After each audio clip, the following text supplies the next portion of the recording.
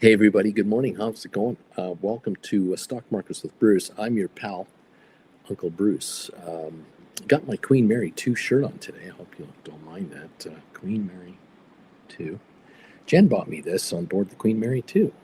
Makes sense, right? Because, it says Queen Mary 2 on. Was on it last summer and loved it. Loved going across the Atlantic. Smooth going one direction, not so smooth the other, but, it's the North Atlantic. Welcome all to the party. Today's date, Tuesday, May the 13th, 2025. In 2 days from now, this being Tuesday, so on Thursday this week, day after tomorrow, the halfway mark of the second quarter will be reached. 45 days into the 90-day quarter. We've just been getting the last 2 weeks now all kinds of earnings reports from Wall Street, from everybody who's publicly traded. You all heard the big stories of the big players, and now a whole bunch of other companies are coming out with their numbers. Cheers. Congratulations, SoFi, on kicking ass at SoFi as expected. Stock is 14.16 right now, on its way to the high of the day yesterday, which is 14.20. We're about to break it. If we break 14.20 this morning, we could go higher. 14.50, $15, 4 cents away from the high of the day yesterday. In the pre-market, 14.18 right now, as I'm talking to you. 14.19. Is this exciting? I'm thrilled. So way to go. We're halfway into the second quarter for corporate America. And there's something happening in corporate America that is gaining speed, and it's gaining traction in the upper echelon of the Wall Street's favorite stocks. I guess it's a funny way to say it. I got my quote there today. The show's titled "Quote from Wall Street: We could moderate the gains we've seen in the past few weeks." I heard that this morning, and I'm repeating it. This morning, about an hour and a half ago, United Healthcare came out with a statement saying that your SoFi's 14.20, by the way, just matched yesterday's high. The CEO of United Healthcare has resigned his position due to personal reasons. He's leaving due to personal reasons. 14.21 on your SoFi. We have a higher high than yesterday's high in the pre-market, so it's going to 15 now. So watch out. He resigned because of personal and family reasons. Could it be that his wife and his children are begging him to not work for this company anymore because we're afraid you might get assassinated like the last guy? No one's saying that. Well, I'm saying it because I'm not sponsored by anybody, so I'm not pissing anybody off. Is that the reason? And I'm sorry if it is, and I'm very sorry if it is, because that's just sad. But the second part of the announcement was that the chairman of the board is going to take over the day-to-day running of the company while they find a new CEO. Okay, fine.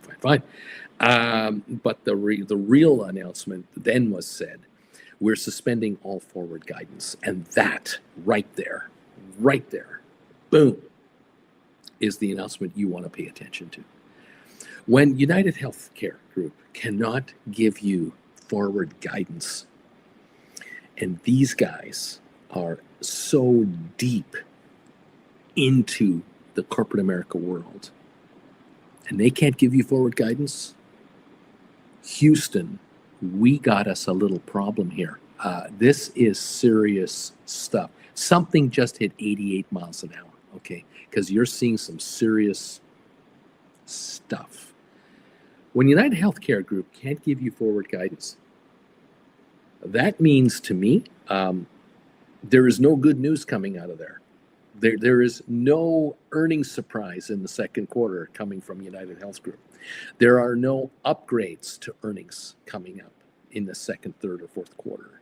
There are no massive financial goodies waiting for the shareholders. It's all, and I mean all, bad news. Really bad news. But why shouldn't it be bad news? How in the world can the CEO of United Healthcare or whoever's running the company, how can they say to you in a straight face that all is well. They're not Kevin Bacon in Animal House, okay? Have you ever seen Kevin Bacon in Animal House? You certainly will see him in the last 2 minutes of the movie going, all is well, as he gets trampled by the rioting crowd. All is not well. Certainly not. We are, or you are, or the market is, or whatever. United Healthcare and the Dow 30 and the S&P 500 and the NASDAQ 100 and the Russell 2000, every single publicly traded company is one sentence away, one comment away from a 10, 20% stock drop. Price of the stock could be affected by 20%. One sentence from one guy who is a wingnut. Good luck. Mr. So-and-so says one little thing about about tariffs, about the future of the country, not happy with this or that. The market will tank. The market is on eggshells right now. And so this stock is down and will stay down because insiders in Wall Street know. They are absolutely aware. The closest friends to the board of directors at United Health, okay, the closest financial pals that company has are very well aware of how precarious the financials are at United Health.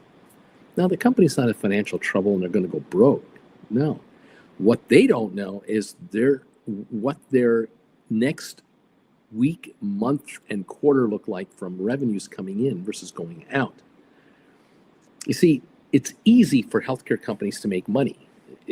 Generally speaking, it's easy. You have so many policy payers, people pay for insurance, and then you provide so much of it, you administer so much of it, and then you deny the rest, and there's your profit margin. You have to only pay out enough to make it appear like you're a healthcare group provider, but the bottom line is you've got to stash billions of dollars in profits every quarter so that the top 10% of the employees, the top 1% layer of the employees, the real high-enders, maybe half of 1%, maybe a third of 1%, a tenth of 1%, they're the ones who enjoy the private jets and all the perks of being the guys and girls running United Health.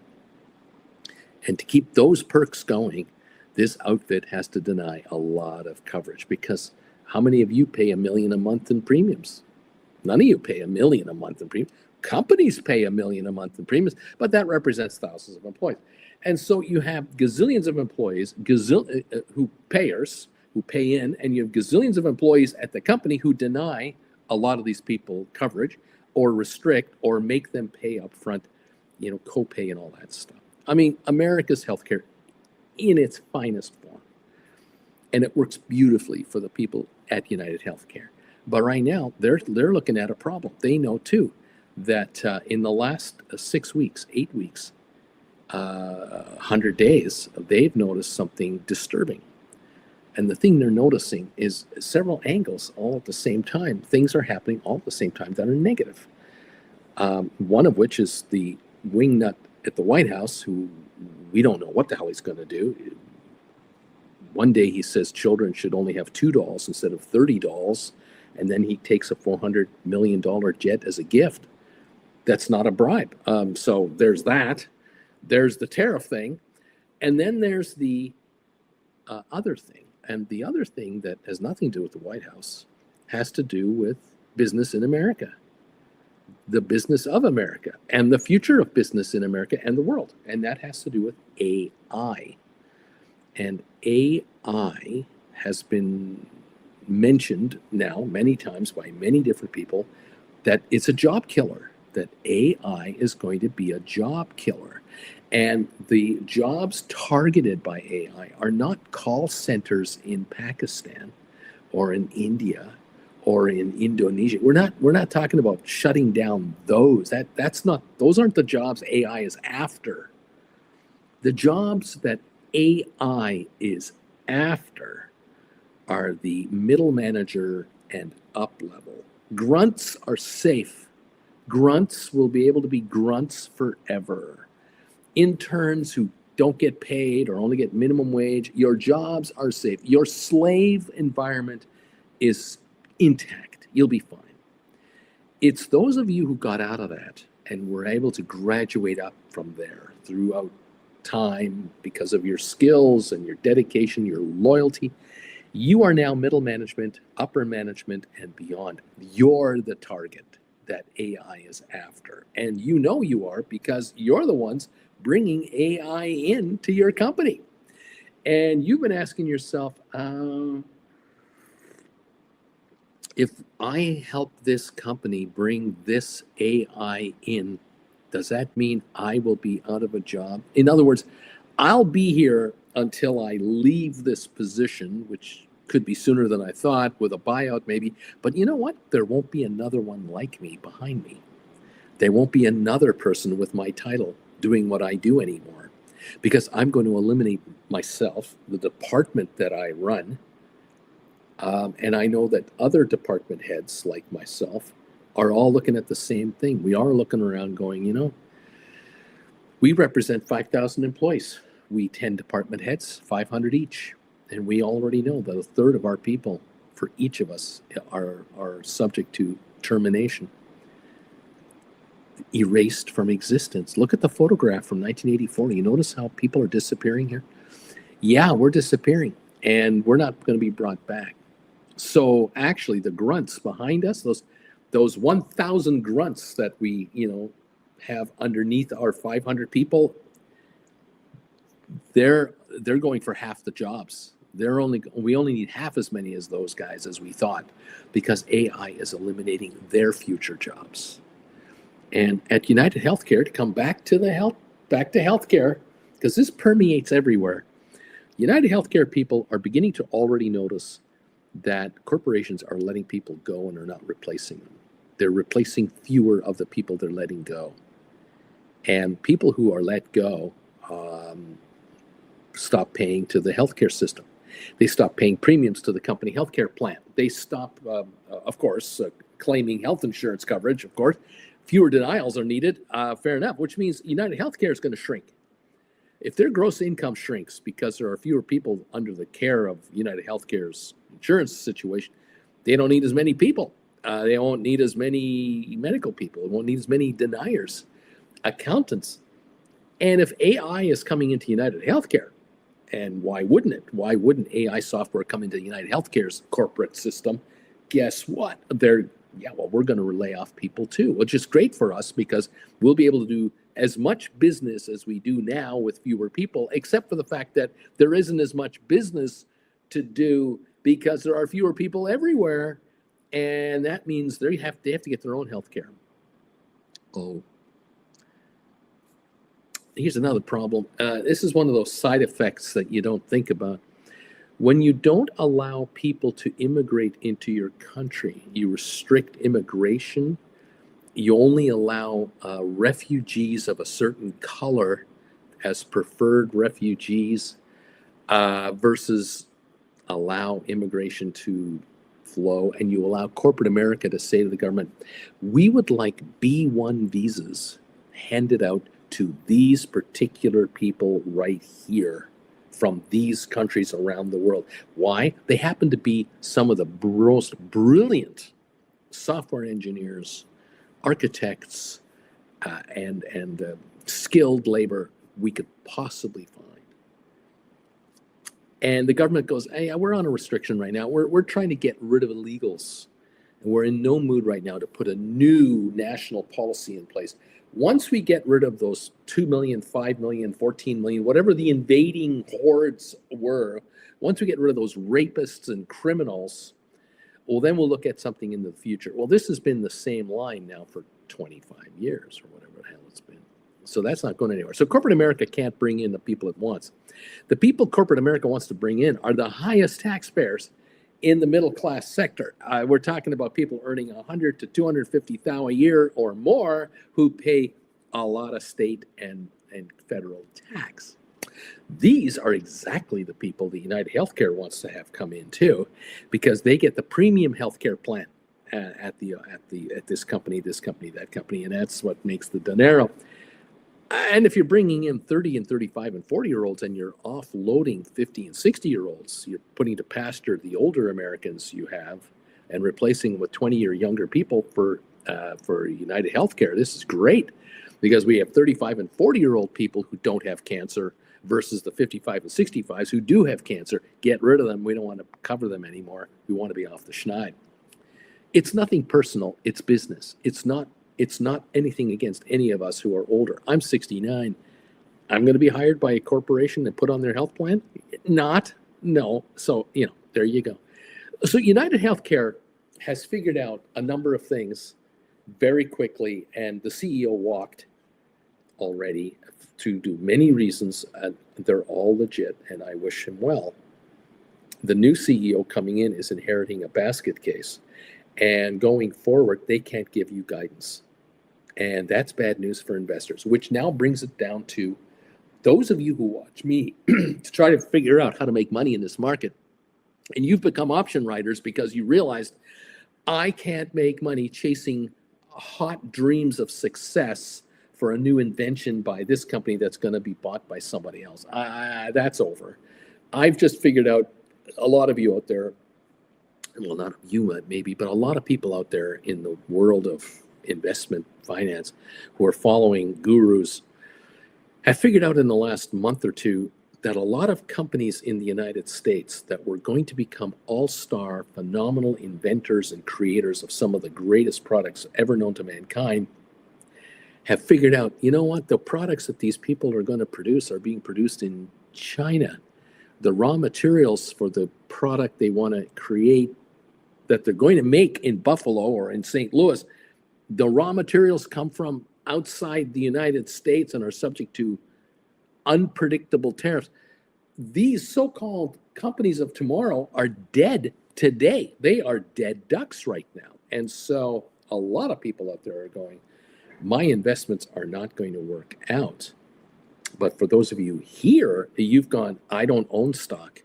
You've said to me, Uncle Bruce, you told me to get out of this market in November and December and January. I followed you out of here. I'm glad I got out.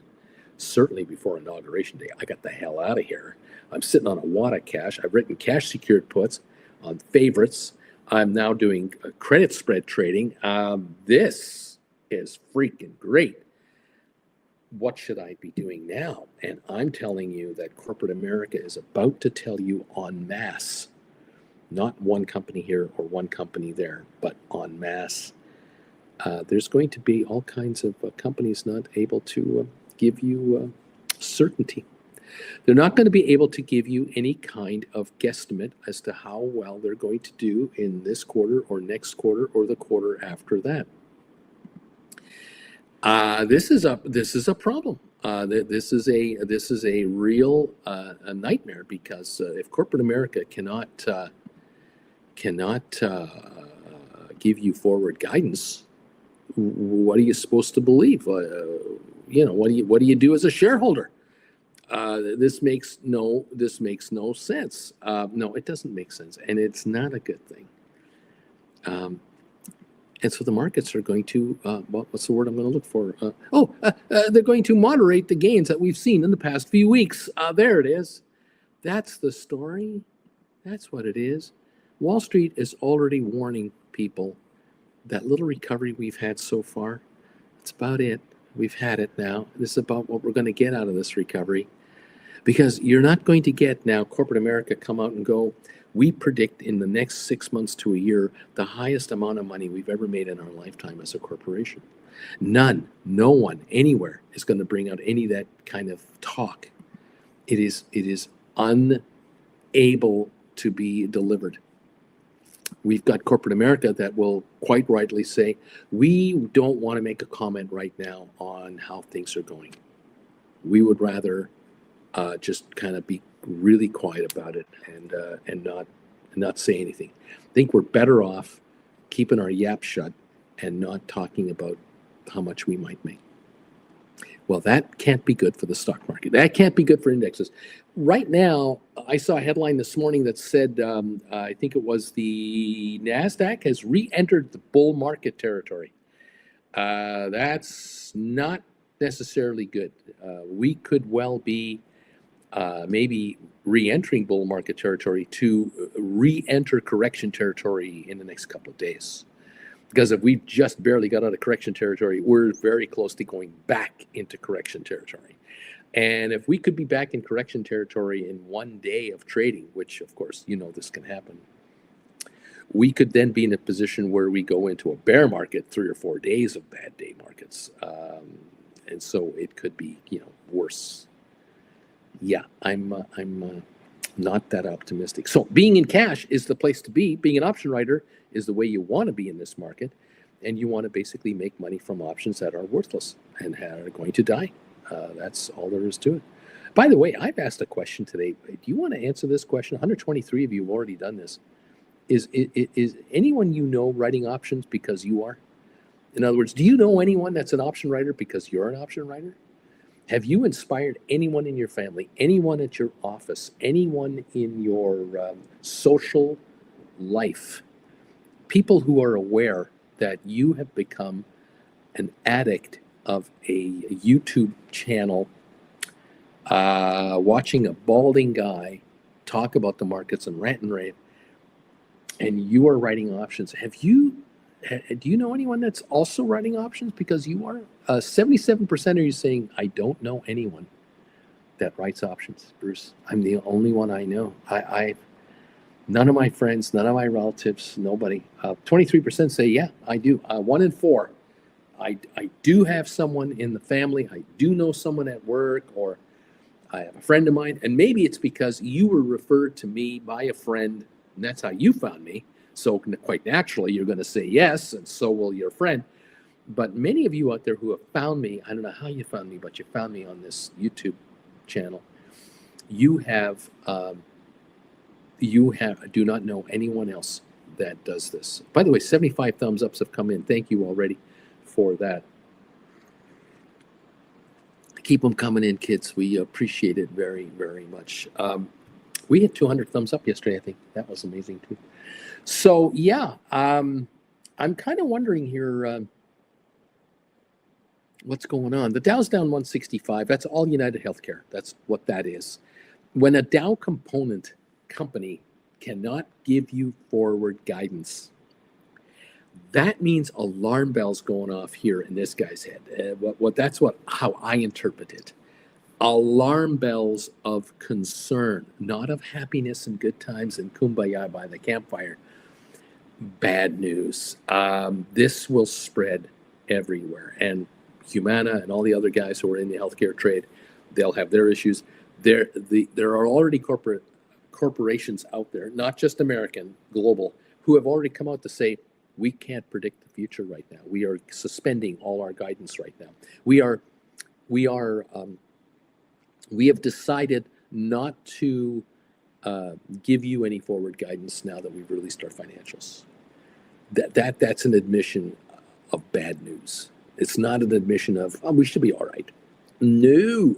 Look, if the tariff rate between America and China went from 3% to 10% to 30% to 145%, and China reciprocated with their, and now it's all come back down to 10% and 30%, 10 from China, 30 from the United States. That means tariffs are still approximately 90% higher against China than they were 3 months ago. This is bad for the American economy. This is bad for American importers. This is bad for American retailers. This is bad for American consumers, because the cost of goods to you from overseas, whether it's food or anything else, will go up. And so inflation numbers will creep higher and higher and will accelerate in momentum. Forget about the fact that, Bruce, look, it was 145%, now it's 30%. We've negated this. No, you know what we've done here? The minute you racked up and ratcheted up the tariffs, you stopped every American importer from ordering anything. They've just went, I've canceled my orders. I'm not going to make my order. I was going to make my new orders next month, next quarter, for the next 6 months to a year. We delayed all that. And today's reversal is not necessarily going to make everyone go, okay, it's over, we're back to normal. We're not back to normal. We're 90% more expensive than we were 100 days ago. Importers into the United States are going, I'm still waiting. I'm still going to wait, because he is hinting, you know who he is, he's hinting that it might get lower, because if that fentanyl thing gets fixed, if Americans all of a sudden stop taking fentanyl because they're happy again, it'll all be great. Really. There you go. The United States economy is in really big trouble, because the leading economic indicators are really bad, and the corporations out there have stopped and are suspending guidance. This is really negative. This is really negative. And those in the what's the business I'm looking for? Those in the analytics business, and certainly the top brokerage firms in Wall Street, the biggest investment bankers in the world, these guys are telling their bosses and their colleagues, watch out. Do you remember the movie Margin Call? When Stanley Tucci's character was escorted out of the building because he was let go, he gave that little computer thing to that young guy and said, be careful. Yeah, well, that's what we got going on. The company United Healthcare has told you this morning, be careful. Do not go long stock, because you think there's a bull market coming right now, and everything's just going to go up because we're in fantasy land. Be careful. I got a problem here, Lewis. We got a big problem. What you be talking about, Lewis? I'll be talking about a problem. You want to stay heavy in cash, and you want to be a call credit spread writer. I think that's where you want to be. Now, certain stocks are nice and cheap, and you're happy being a put credit spread writer. Certain accounts you run are in retirement and holding account, these kinds of accounts where you can only do covered call writing. You're going to continue to do covered call writing on long-term positions. Fair enough. That's your income generator. That's the instrument you use to make money. You happen to own stock in Apple, so you write Apple contracts. You own Tesla, you write Tesla contracts. You got GameStop shares in your retirement account, your RSP, you're writing call options on that. Fair enough. That's all you can do. That's what you will do, and you'll continue to do it well. But the rest of you out there who have cash accounts, margin accounts, and you want to get out of your day job and you want to cash flow yourself out of a career that is ending because the AI department, the IT department, along with AI coming in through the IT department, your days are numbered. You know it. And there are people in the IT department knowing their days are numbered because AI is going to replace IT people. It's only a matter of time. And so the middle of corporate America, the middle and up, is about to get decimated. And it's happening in Japan. It's going to happen in China. It's going to happen in Germany. It's going to happen globally, okay? This is not just an America problem. This is a global issue. And governments are clueless, behind, not willing to hear this kind of talk, believe it's political gobbledygook, socialism run amok, whatever you want to call it, fake news. But the reality is every single day, you folks have started to notice little tiny headlines. Company X laid off 500 people due to AI. Company Y, AI has allowed us to lay off people. However, we've had to hire other people instead. We had to reprogram our workforce. We dumped 700 and hired 200. Those 200 hires are running our AI division, which used to be handled by 700 people. We now have a 500 net person gain that now will be funded through the AI people here. This is a win for our company. It's a bad news scenario for individual Americans, households, single mothers, single fathers, husbands and wives, near retirees. And this is why I beg you and I warn you, and I don't stop with this nonsense about giving you the dope slap going, hey, wake the hell up. They're coming to get you. They're coming to get you. You're a child of the 80s, the 90s, the 2000s. You're the next target to get laid off. You're on the block. No employee is viewed as an asset deep down inside the heart of a CEO or human resources department people. They don't view you as key to the corporation. They view you as a cog, a gear, a part of the machine that they're trying to automate and turn into an AI-driven machine. Your days are numbered. It's nothing personal. It's just business. And that's why I'm saying to you, you have to exit. You have to engineer your exit from your day job. I guess that's the way I'm really trying to tell you. You have to be the initiator to get the hell out of there, because you have no future in your corporation anymore. It might be good for 3 or 4 more years. And maybe you're planning on having kids. Maybe you're of a certain age and, we're going to have children, and my wife is going to leave her job anyway, so it's okay. Why don't you train your wife, or have your wife train you, or you train each other to be option writers right now and make side hustle money, so that when the day comes that she does walk away from the day job, she's an option writer at home with the kids. You're working, you're writing on the side, she's writing full time, you're making a killing. Maybe that gets you out of your job. Maybe your wife becoming an option writer gets your fat ass out of your dead end job. Have you thought of that? I'm like the character in Back to the Future.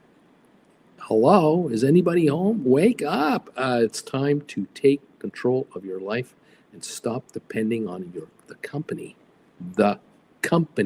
to take care of you. That's not what they're there for. Cyberdyne Systems is coming to a town near you. Andrea, Richard, Eddie, Big E, Hector, how's it going, you guys? Thank you so much for being here. Aurora, Rice, Andre, thank you. I've taken 8 courses already. Hi, Uncle Bruce. I'm going to Rome this Friday. Thanks to yesterday's earnings, I've taken 8 courses. This works. And thank you. You think I love this kind of stuff? I live for this. You're writing options. You're making money from the option gamblers, and you can now go on holidays to places you've never thought you'd ever go in your lifetime. And guess what? Andre is taking his phone with him, or her phone with him, and the computer, and we'll be writing options from Rome, and we'll come home richer than before Andre left town. Charlie, good morning, everybody. How you doing, Jimmy? NVIDIA. Charlie, a CPI report out 2% higher than expected, 0.2% higher. Katie, good morning, everybody. Doug, I can't believe I was assigned yesterday some of my 13 on 12 SoFi cash ticket puts I wrote months ago for May. Bring the casino. It's nice indeed. I love being in the casino. There you go. CKT number 43. Looks like another good month for CPI data. John T, don't healthcare companies make money off of pharmaceuticals now? They're going to be obviously cut. There's so much going on there. I can't even comprehend it all. Never mind, Obama got a $500,000 gift from another government. There you go, $500,000 versus $400 million. Not your normal trader. 2 YouTubers will be AI too. You could be right. Trump makes medication cheaper. Bad Trump. Will that really happen? Really happen? Amy, good morning. Mike, medication isn't cheaper. Mike H, just because he declares it doesn't mean it's going to happen. There you go. James, good morning. Lucky number 58. Welcome. Number 66 from Sharon. Hi there. Susan Shop, 67. Hello. Good morning from ALA. Thank you. What else is going on? What else? All kinds of people upset. As soon as I mention the healthcare thing, they just go bonkers. They go nuts because Americans fight each other over healthcare. Canadians just go, can we just make it better? We have free healthcare. Can we just make it better? In America, it's like, you don't deserve it. You shouldn't get it. This company is doing the right thing. This company's doing the wrong thing. Whatever. I don't know. I'm just a guy. Just a guy doing what I can. Anyway, thank you. Welcome. Larry Titus, good morning, all. I'm Europe bound in a few hours. Here's another one. Woohoo, number 89, rock and roll.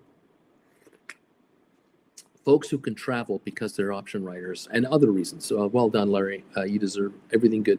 Murray from Tokyo, good morning, good evening, everybody. Is it just me here in Japan that is having Bruce's channel lagging on the download? I don't understand. Mike H, AI can't replace the IT department. Oh, you think? You think? Oh, you think? Okay. Whatever. Just let's see. Anyway. Present but busy, says Double D. J-Boy, good morning, everybody. Thanks again, J-Boy, for that great donation yesterday. Thank you very much. You're the number one this week. You're number one this week. Karen, number 98. Larry, where are you going? J-Boy wants to know. Where are you headed, buddy? You going to Europe? Where are you going? Awesome stuff. SoFi right now, 1420, 1421. We've seen 1423, 24 already this morning. Almost a million traded in the pre-market. We opened in 24 minutes. And let's see what happens with that. I'm just thrilled that, those of you in those sitting on those cash secured puts for SoFi at whatever level, you're happy as a clam. You're just happy as can be. You're sitting on a wonderful bunch of cash that you've been handed at with $10 puts, 12s, all the way up to 15s, 17s, 20s, more, and watching the puts shrink. Just every day now for almost 2 weeks, you've seen your market slowly give it up, which means your accounts are shifting. Whatever value your accounts are worth, more of the account value in your account is your money, and less are designated to the holders of those puts. Those folks who bought the puts are losing. You're winning. Nice going. Time to do roll-ups. If you are into 10s or 12s, you might be into roll-up time here, bringing in additional dollars. Lovely. Bobby, get as many machine that can go ping. That'll improve healthcare everywhere. Flint Creek, QSI earnings Thursday. Remember, NVIDIA invested in this company. Charlie, awesome, Larry, have a great trip. Jeff Glass, Lunar, up 14% pre-market. Earnings are supposed to be out in the pre-market. Okay, a couple of thoughts there, a couple of comments. Good morning, everybody, and welcome to the program. Welcome to the show, and welcome to where option writers hang out together and talk and shoot the breeze and learn what's going on. We're up 18 cents on Rocket Lab in the pre-market. We got 22 minutes to go. SoFi's up 19 cents. 14.23 now. GameStop up a penny. We got 23andMe now at 55 cents in the over-counter markets. Again, I have no news. Spire at 9.46, up 17 cents this morning. We've got SmartRent at 85.5 cents. Apple is down a penny. Tesla's up 2.20. Microsoft down 96 cents. The Google shares, they're down 61. Amazon down 284. NVIDIA down 189. Facebook, Meta, down 644. Supermicro up 73 cents. ASTS down 122. AI up 16, Palantir up about 70 cents. MicroStrategy is up $7 at $412. Unity up 13, Goldman Sachs up $1.76, Cisco down 4. Spiders are up 53 cents in the pre-market. The triple Qs are up 154. Netflix up 82. Pfizer down 22. ARC Innovations are up 94 cents. IBM is up 8 cents. Went up 4.49 yesterday. Uber down 97, gained 5.29 yesterday. HPQ up 21, Home Depot up 4.40, Vanix Semiconductors up 1.89, Adobe up 53 cents at 3.96. Enphase down 2.37, down to 45.50 again. There you go. Welcome everybody to the program. How are you doing today? Are you happy with how your accounts are doing? Are you writing options from a cash position strength? Are you loaded up on stock because you think stocks are going to go higher now? What do you think about the Wall Street people talking about, or what I'm thinking about is a lot of Wall Street people might not even be commenting very much. I guess that's what I'm going to ask you. Wall Street people aren't really commenting about companies not commenting about their future. And yet there are certain analysts out there saying, oh, we're back to a bull market. Oh, yeah, it's back to a bull market. Even though a number of companies have suspended future guidance, we're back to a full. Well, they're reading a chart, but they're not reading the headlines. And they're looking at the stock quotes, but they're not noticing over here people walking out the front door of different corporations with cardboard boxes full of their personal possessions. This can't be good. This is not the. This does not enhance bull markets. Sorry, you can have a one-day wonder move. Yeah, you certainly can have a 1 week good week in the market. Sure, people can look past the initial immediate issues and go, well, a year from now it should be a lot better, and bid up the market. But eventually, PE multiples rule. And if a corporation today cannot deliver even last year's numbers, the stock will be nowhere near what it was last year. And so we go down first. Okay. All right, Bobby, Market Watch articles. Is it time to redo your portfolio? Is my retirement account okay now? See, all kinds of articles like that out there. Welcome, everyone, to the program. Thank you again for coming through. We have 168 people now who've answered my question of the day. Do you know anyone that writes options? Are you all alone out there? Do any of your family members, co-workers, friends at the bowling alley, the crochet club you belong to, your immediate friends and contacts and pals and whatever, do they write options because you are writing options? 76% say, I don't know anybody. I don't know anyone writing options because I'm writing options. Only 24% say, yep, I have influenced people. I'm Uncle Bruce, guilty as charged. 4 years ago, I found your channel in 2021, and I started writing options. I've taken your classes. And I remember Thanksgiving dinner, and then I remember July 4th in 2022, the picnic we went to, the family get-together. And then I remember the Thanksgiving in 2023. I was the only one that was writing options. And I was telling a few of my relatives who I thought should really do this, especially my brother or my sister. Boy, do they need money. They are constantly struggling to get by. I told them about what I'm doing. I know that they have 10 grand in a ETF somewhere. I know that they've got, money tied up in their 401k at work, and it's getting 3% return.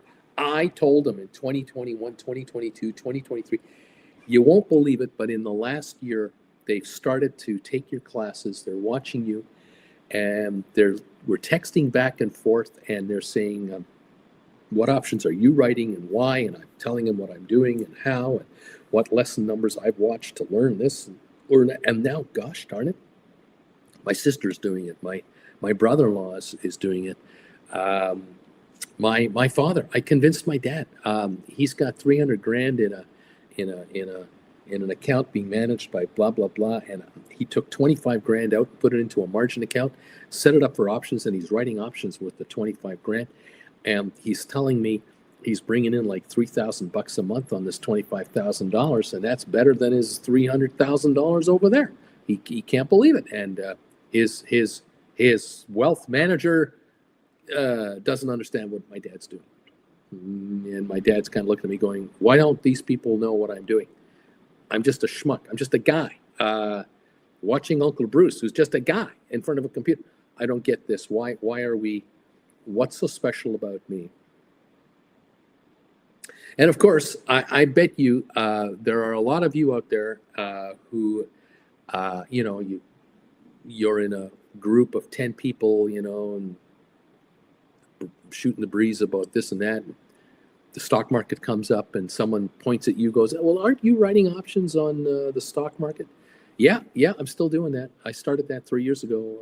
I started following Uncle Bruce on his channel on YouTube, and I've taken his courses and I'm writing options. I'm making money. And then the snarky comment comes from over here or over here. And they go, well, if you're doing so well, why doesn't everyone do it? And what you don't say, because you're a very smart person, what you don't say is because people like you are too lazy to get off your big fat lard ass to learn how to do it. You don't say that. You think that. You think it, but you don't say it because that would be the wrong thing to say in the family. And so you just go, I can't speak for other people. I can only say that I've been really pleased with the results so far that I've been enjoying. And I can only say to anyone else, you have to make up your own mind whether this is for you or not. It's kind of like being a bowler. You want to bowl? I think it's the greatest game in the world. But unless you become a bowler for your own reasons, or a golfer, or a skeet shooter, or a fisherman, or a hunter, or a hiker, a jogger, a high jumper, a pole vaulter, until it fits you, you're not going to do it either. And there you go. And that's just all it is. And here you are, one of 209 people watching me right now. If you're watching me, you're one of 209 people. You're right here. And I'm your buddy, Uncle Bruce. And I'm saying to you, way to go. Way to learn how to become an option writer. And way to take the money from the gamblers. And you just keep doing that. And you don't change a goddamn thing. And you don't listen to what anyone else says. You're in control of your life. Nice job. Way to go. You just keep up the good work. Yeah, baby. Some of you are bringing in returns you've never thought possible. And some of you, believe it or not, are going to go on a holiday to Europe. You're going to go to Rome. You're going to go to London. You're going to go, I don't know where you're going. Some of you are going to Asia this year. Some of you are going to travel to Mexico. Some of you are traveling to Africa, Australia, New Zealand, whatever. Some of you are going to take a cruise. You've never taken a cruise before. Some of you are going to do stuff this year that you've never done before, courtesy of the gamblers in the option market. And at first, you brought in a couple $1,000s in option premium for the first time, and you couldn't believe it. And you thought, well, I need more consistency than just one time. I got lucky the first time. That's what you're going to say to yourself, which is okay. And you're going to go, Uncle Bruce, I buy your classes from you and I'm earning while I'm learning. I want to earn more money from the option market than I could ever possibly pay to take all of your classes and have a one-on-one with you or another one-on-one with you. I want to be ahead of all of that combined before I do anything with these winnings. Okay? Smart. And a few weeks, months later, guess what? Uncle Bruce, I've made more money than all your classes combined. I've made more money on top of that to pay for some one-on-ones with you. That's already a given. I've started to pay down my credit card. I took $1,000 out last week. First time I've ever withdrawn money from my brokerage account. Usually I put money into my brokerage account because it always needs money to be, beefed up because I keep blowing it. Now I'm taking $1,000 out, and I paid $1,000 towards my MasterCard bill over and above the minimum payment. I haven't done that. Like, I just don't do that. And then you tell me a few months later, I took more than $1,000 out from time to time. I don't have credit card bills anymore. They're all paid off. And I don't have minimum payments anymore to my credit card bills because there are no minimum payments required when you don't have a balance. I'm getting these offers from these credit card companies for an increased line of credit. These emails are coming in, and there's zero offers and promotions. I can't believe the crap that's coming my way. All of a sudden, I can borrow all I want to borrow, and I don't need to borrow money from anybody. This is a different thing. I'm on the other side of the equation here. A few months later, you say to me, it just keeps happening, man. It just keeps evolving. Like this whole thing about making way more money than you need to live on. This is another world. I am not used to this. No one in my family has this scenario. I mean, my mom and dad are retired, and yeah, they live on their retirement, but they're not like 10 grand a month more coming in than they need to live on. They're not those kinds of people. In my case, I'm way younger than my parents, obviously, and I'm bringing in double what I need to live on. And I see this growing more. Well, yeah, you got it. And yet you still can't get someone to do what you do. You cannot get your brother, your sister, you can't get your cousin involved. They just won't do it. You know why? Because you have such a long road of success in front of you now or behind you. You've been so successful for so long They don't want to start from square one to learn how to do what you're doing. They would rather you do it for them. Can't you just help me with my money and help me do these trades? While you're still absorbing and learning and growing your portfolio's performance and figuring out ways to do these trades, and you're just absorbing everything you can get to get better and better and more comfortable. And there are the relatives all around you and friends and deadbeats that just would just say, can't you, why don't you just help me make money? Tell me what to do. You know, like Uncle Bruce does. He tells you with a minute to go before the opening, do these exact trades and you'll be a millionaire this afternoon. Why can't you do that for me? Because they don't realize you have to want it, and you have to put your time into it, and you have to dedicate yourself to it, and then it pays off handsomely. What can I say? Just saying. Welcome to the party, pal. Bagel Babe, welcome to the party, pal. When can you quit your day job? That is the question for Bagel Babe. Dude, a friend of a friend, I think, might write options. I'm pretty much all alone in this thing. I'm all alone. I couldn't find any friends who were writing options, so I had to create them by teaching others. That's how I did it. Murray, my wife is becoming interested in options after watching Uncle Bruce and seeing my trades. She's moving away from the idea of holding shares. What the hell are we holding stock for? We don't get dividends on this stuff, and any dividends we're getting are 2 and 3% on our money. Inflation is 4 or 5%. They say, I think it's 15%. Why don't we just write options and do this? Why don't we write these 0 day to expiry contracts like he's talking about? Write these call credit spreads, bring in $150 for today or tomorrow. Why don't we bring in $100 a day from 0 days to expiry? That's $500 a week, $2,000 a month. $2,000 a month? Hey, that's $24,000 a year. We could go on a holiday with that money and more. Crazy 49er, I'm late, but I'm here. Number 107, Andre, I think we doubt ourselves too much. We should realize that sometimes we make the right choice. Writing options is the right choice. Andrea B, the right choice. Andrea, thank you all. Kids, I'm so proud of you guys. You're part of this family. You're part of the Discord group. If you want to be part of the Discord group, become a Gold Bagel member, send me an email. Say, Bruce, I'm a Gold Bagel member. This is my name. I want to be in the Discord group. I'll send you some link information. You hang out with each other when I'm not on the air. You look me up for one-on-ones. You get a hold of me. You take lessons, and you know, you're here, and you're growing, and you're getting better at it. And you don't know anyone else that does what you do, and you question yourself: Am I okay?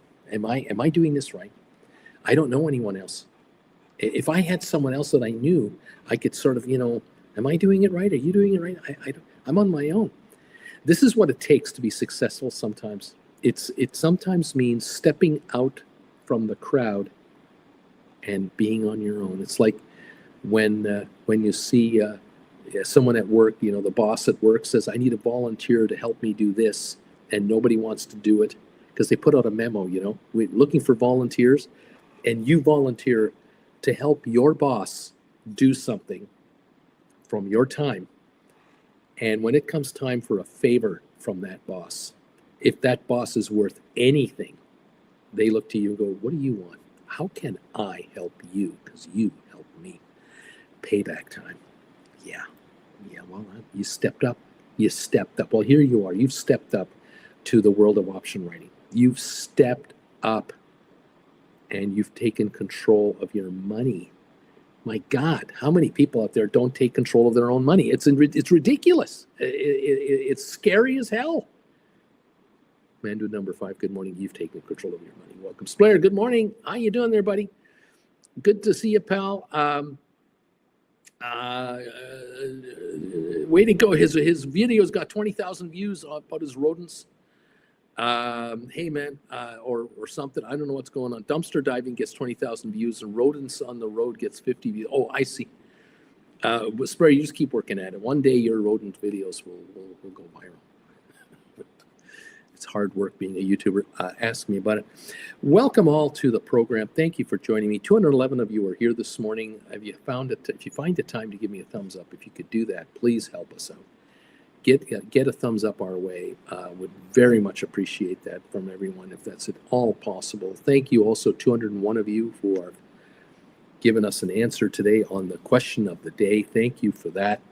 126 votes are in for the thumbs ups are in already. Thank you. 201 votes. Is anyone you know writing options because you are? Only 23% of you say, I actually know someone that writes options because I'm writing options. 77% of you go, you know, Uncle Bruce, I'm all by myself. I'm all alone. I've been writing now for 6 months. I've been writing for a year, 2 years, 3 years. I get asked all the time, Bruce. I really do. I get asked all the time by family and friends. How you doing on those options? Are you still doing that? You were telling me, like, I saw you a couple of years ago, and you were getting into that. Are you still? Oh, have I got? Oh, yeah. I'm way down the road. Well, what's it like? And you are desperately trying to figure out a way to explain to someone who seems to be interested what it is you're doing and how it's working. And you struggle mightily because you go, gosh, what do I tell them? Do I tell them about poor man covered call writing? Do I tell them about credit spreads? Do I tell them about how I sold my SoFi shares and wrote cash secured puts? How do I explain that? Because I've only got their attention for 30 seconds. You know, they want to go to the hors d'oeuvres and get another drink over here. You know, hot dogs are on the barbecue and they're going to be ready in 3 minutes. How can I be polite, you know, and be congenial? You know, my wife was standing beside me when so-and-so came up to me and asked me about option writing. And as soon as he asked, she kind of walked away to talk to her girlfriend over there, her sister over there. And she didn't want to be there because she knows, oh, yeah, this is a lost cause. This relative is just being nice. And you're going to have to be as nice as you can to say, it's going great, we're working on it, and we're excited about it. And Uncle Bruce is who you got to want. What do you do? Well, what do you do, right? I know, it's not easy. Man. Unbelievable. Anyway, Henry T., good morning, Uncle Bruce. Thank you, Henry T. Lisa is here. ASTS slight earnings missed yesterday. Now they've announced a $500 million at-the-money share offering. What's the rationale for doing this on a red day? It probably has nothing to do with a red day. They got this deal done. They're doing this deal. They've got a broker who is going to fund them up or help them get funded up. And realistically, this could be, at the end of the day, a very positive move for the stock anyway, because the company will eventually say, you know what, this is going to fund us now for the next year. And maybe the buyer of this stock, and again, I don't know, you know, who's doing it, what. I'm speculating from nowhere. I have no idea. Okay. They've provided a business update and first quarter results, and now they announced a $500 million equity distribution plan. So, hey, you know what? Cash is king. There are 8 ratings on the stock, and they are rated a buy. They make no money yet. They're rated a buy. SoFi makes money. They're rated a hold. So you figure it out. SoFi can raise $5 billion without issuing a single share certificate, and they're a hold. ASTS can raise $500 million on a offering of stock, and they're a buy. So you tell me how this world works. Yeah, I took a gamble on those ASTS earnings by selling a Jan 2026 $21 cash secured put. I'll just sit tight and wait it out. There you go. Rice, thankfully, my kids are learning along with me. It's one of the best things I can do for their future. Grandson is next. There you go. I know that grandparents and parents have definitely been showing kids what they're doing. And their kids start following these daily trades on their phones, because you can follow mom and dad's account on the phone. They can see, those contracts Dad wrote yesterday are falling off. Way to go, Uncle Bruce and Dad. Yeah. It gets really interesting. Larry, thank you for the bells. It gets really interesting when Dad says, yeah, we just wrote 50 of these contracts. If we make a profit of more than $7,000 on those contracts, we're going to Disneyland. Now the kids are interested. Oh, are they watching the market? Oh, they're in their bedroom. They got their phone going. They're watching the stock quote. They're watching the options quote. Oh, they're interested. Oh, that spread. They know what a spread is. Yeah, an option spread is a vacation to Disneyland. That's what that is. Oh, they know. Oh, you think they don't? Then their friends in the playground are going, "Why are you always watching your phone?" Oh, my dad's got this option spread on AI right now. My mom and dad put together this triple Q contract spreads, and if those suckers expire worthless after 4 o'clock Eastern, they're going to make enough money where we can go to Disneyland. Ooh, really? How does that work? Oh, now the kids are showing the kids. It's the new range in the playground. Oh, yeah. Luring Anglerfisher ALA. Welcome. Neat emoji time. Richard Carlin and Spare. Neat. Larry, hey, there's the last bells from the USA for a while. I'm not sure where I'll be tomorrow morning. Probably in France with time zone shock. So some of you might have to take over for Larry here with the bells to kind of help out here. Larry is traveling courtesy, I hope, of the gamblers. Charlie, neat. Lisa, Jeff, Lunar up 22%, but still way off the $20 price with their moon landing. It didn't go as planned. Remember that moon landing? Henry, ASTS, I love this stock. It's satellite. It's the satellite features for phones. I love this company. Well, we'll see how things work out. We're open now, so we're trading now. Let's see what the markets want to deliver here for all of you. All the rest of the world. We're down 199 on the Dow. Been down 200 all morning. This is like, no big deal. S&P was up a little bit at the end of the pre-market. Let's dial everything in. I got SoFi at 14.28, up 23 cents. So we're beginning the quest for $15 a share now on your SoFi. Remember 14.54? Do you remember that number? 14.54. You remember it? 14.28 right now. Just saying. It's not a barrier today, by the way. But anyway, we're down 160 on the Dow. We're up 4 on S&P. We're up 72 on Nasdaq. It's a mixed market. United Health is the loser on the Dow at the moment, at the point. Okay. Oil up 62 cents. The VIX down 59. Gold up $17. There it is. Lisa, I'm still bullish on ASTS. It's been given a price target of 40 to 45. It is only down 19 cents this morning. That's all. It's down 19 cents this morning. Well, we'll see what's going on. Jeff Glass. Oh, I remember the moon landing. It might as well have landed on my head, that lunar thing. Crazy 49er, my NVIDIA and Meta put credit spreads. Just closed at the opening. I love it. There you go, 49er. Making the money. Giddy up. Down 192 right now on the Dow. We're up 19 on SoFi. We're up 21 on GameStop. 54-cent gain on ASTS. Hello, anybody watching ASTS? Rocket Lab is up 96 cents to 22.22. MSTR up 6.80. AI down 9 cents. Supermicro up 140. NVIDIA up 268. Tesla up 283. Spiders are up 43 cents. The Qs are up 197. Palantir up 392. Costco down 420. Coinbase up $30 a share today. Wow. Google down 43 cents. Apple's up 25. Broadcom up 250. Microsoft down 296 first thing this morning. Intel up 31 cents. Netflix up 470. Meta up 530. EI Lilly down 220. Amazon up 345. Uber down 86 cents. Adobe up 9 cents. Cisco's up 7. AMD up 195 to $110. Unity down 33 cents. Enphase down 319. At the moment. Spire 939 up a dime. Moderna down 31. Pfizer down 37 cents. IBM is down 2. HPQ is up a nickel right now. Home Depot up 125. Vanek up 311. Goldman up 390. Boeing up 315. Target down 196. JP Morgan up 54 cents. Walmart down 25 cents. Disney up 66 cents. American Airlines back to $11.90 a share, up 23 cents. DraftKings down 30 at 37.63. AMC is up a nickel at 278.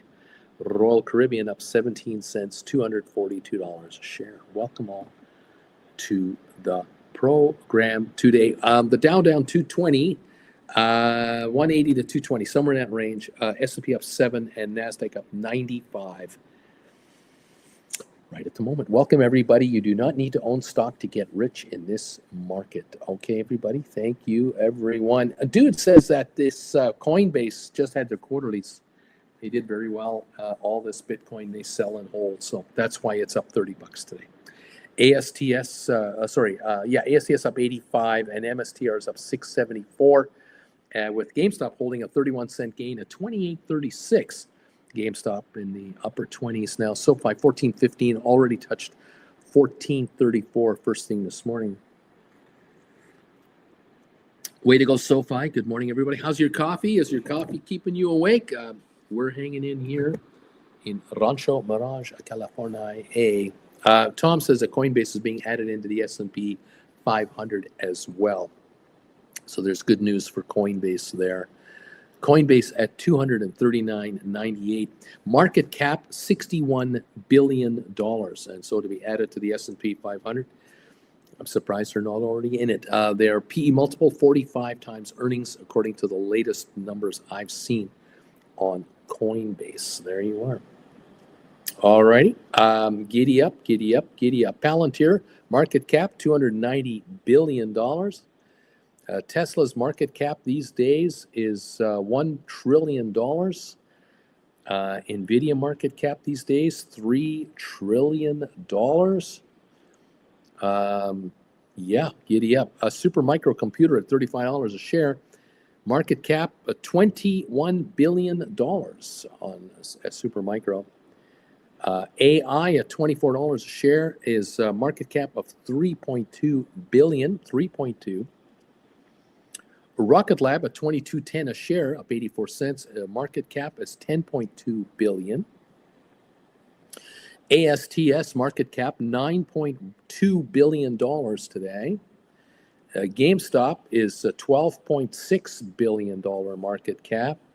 And SoFi now in the 14 level, $15.6 billion market cap for SoFi. So $17 a share, $18 a share, so $18, $19 market cap, $18.50, $19 a share for SoFi, $20 billion market cap. So SPAC is growing in it. That little SPAC is getting bigger. Henry market looks like it's going flat today. Deep value. There are tight spreads for credit spreads on Coinbase. Just be careful about these. Just be out there, way out there. Be careful now.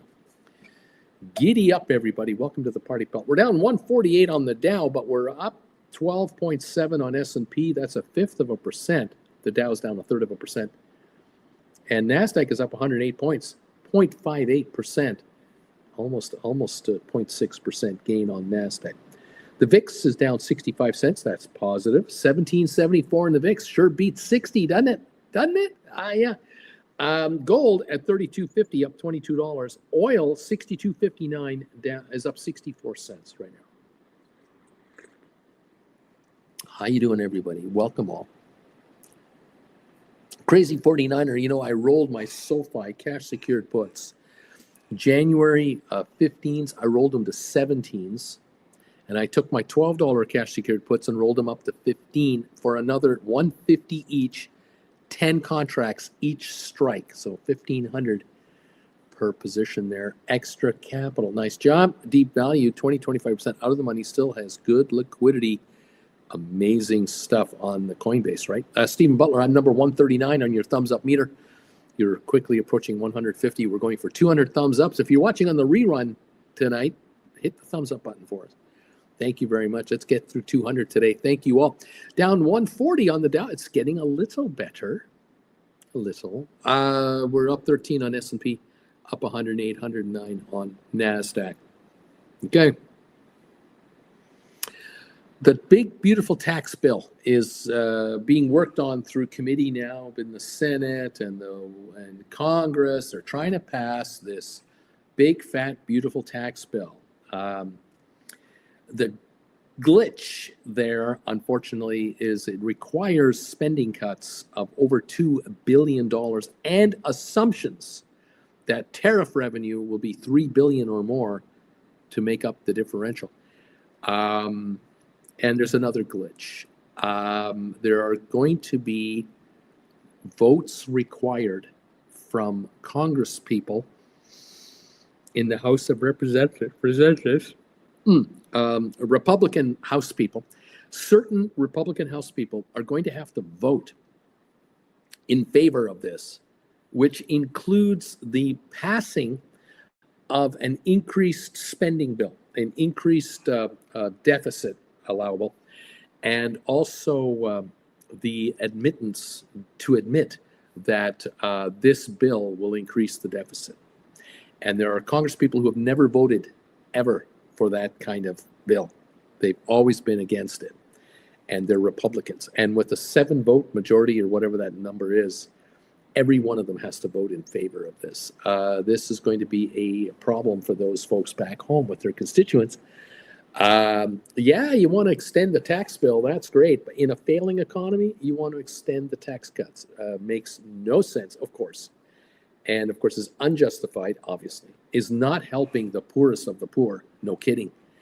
They could pass a tax bill that brings back a partial rise in the tax rates of the highest high earners, and then use those income dollars to give it to the bottom 20 percenters, people who make tip money, these kinds of folks. But that's not happening. That is not at all going to be the case. So there you go. Okay. ASTS up 161. Who's worried about ASTS going down today? Isn't that amazing? 28.77 and climbing on ASTS. Lisa, look at that thing go. She's saying it wants to go to 29. You might be right. 28.36 on GameStop and 14.24 on SoFi now. Up 20 cents this morning. SoFi's volume in 12 minutes is 5.5 million shares. That's not as heavy as yesterday, but up again. GameStop's volume is 1.1 million. ASTS has traded 4.3 million this morning with a 167 gain over there. Rocket Lab up 76 cents at 22.22.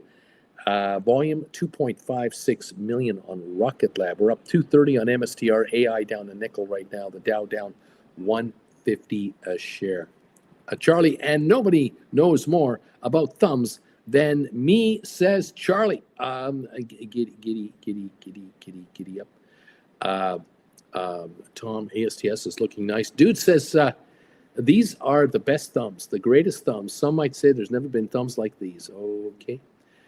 I don't know what's going on. My viewers are losing it. And so, giddy with happiness with all the money they're making writing options. That must be it. I have no other explanation. Couldn't be anything else.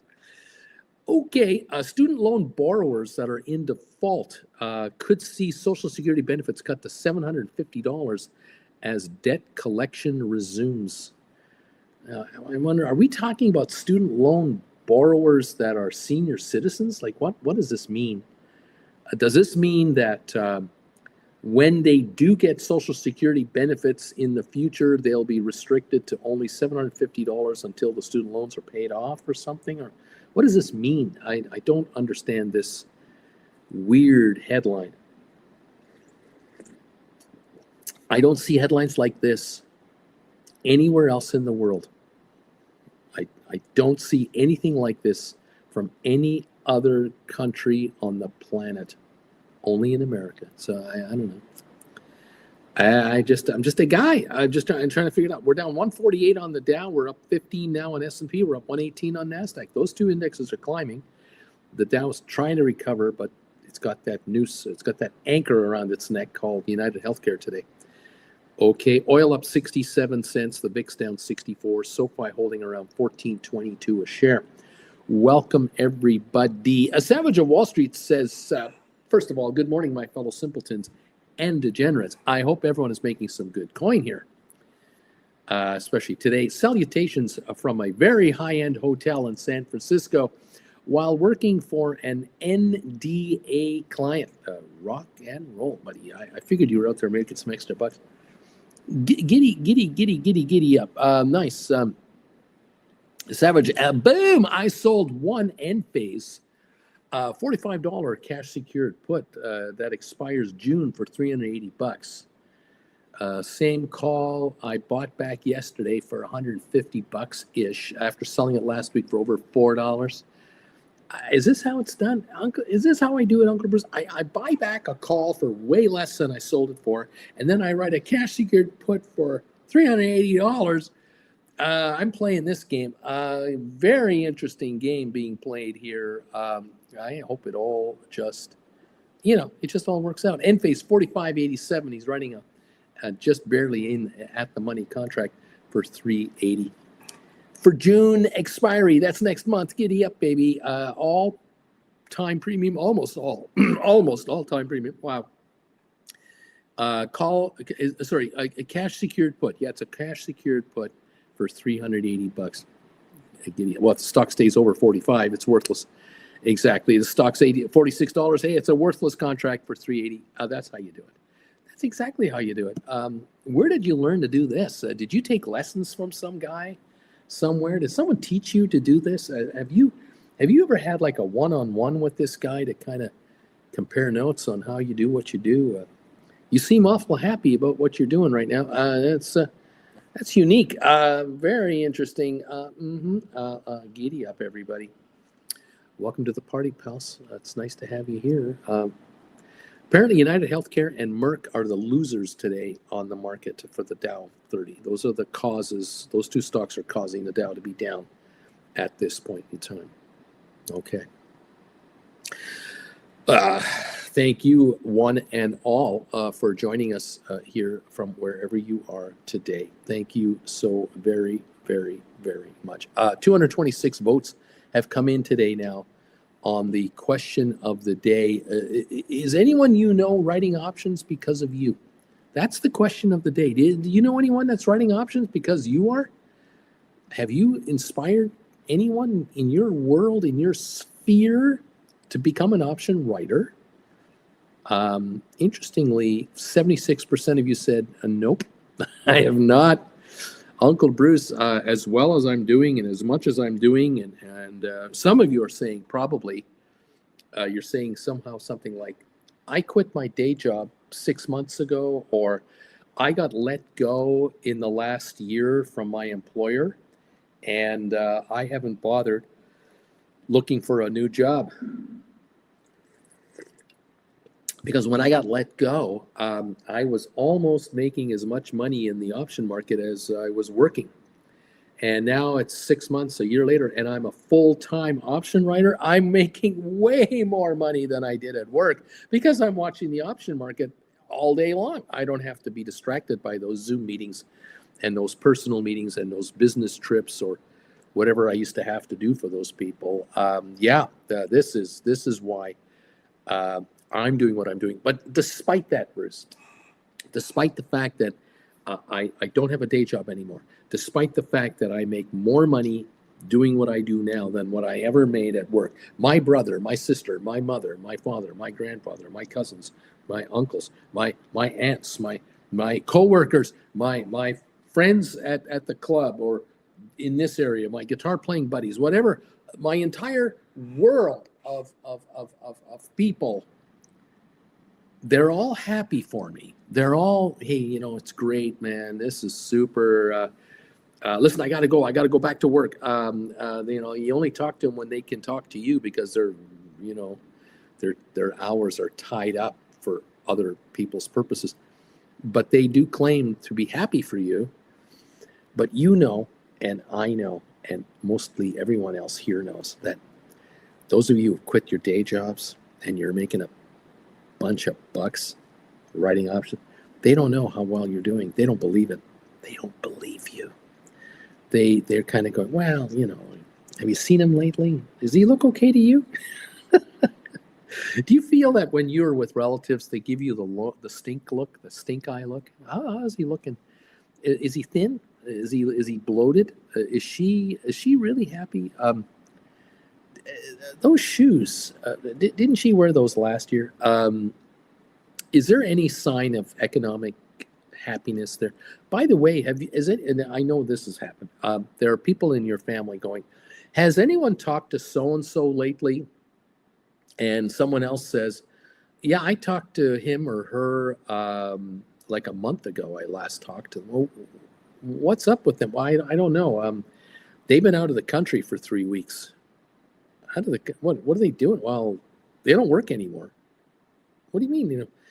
No, they're full-time investors. They went to Paris, took those fast trains, those fancy French trains. They went to Switzerland. They went to Italy. I heard someone say they want to go and see Zermatt. Why do they want to go see Zermatt? Well, apparently the YouTuber that they follow. Oh God, the YouTuber.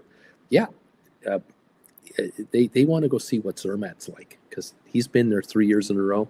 They're kind of curious about what's so special about Zermatt. Really? What are they doing? Savage of Wall Street. Hey, boom! I bought back 10 I bought 10 Clean Spark, $8 cash secured puts. I saw Clean Spark and I thought Chesapeake.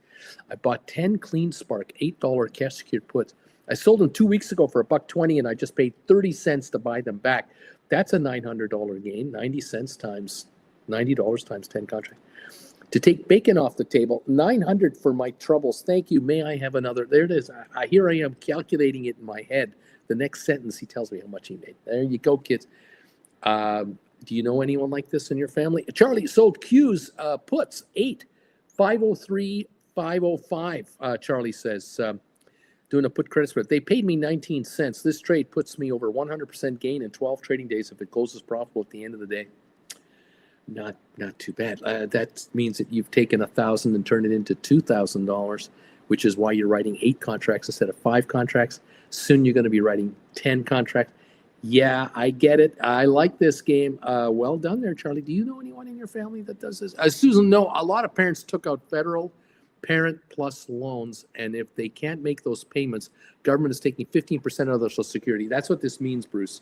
That's what this means. Okay, thank you for helping me out. Because again, this doesn't exist anywhere else. This is unheard of in the rest of the free world where they're, like the G20. This is unique to America, nowhere else but America. Just saying. Welcome all to the program. We're down 167 on the Dow. What are we doing here on SoFi? We're up 6 cents and we're up 15 on GameStop. Welcome all to the program.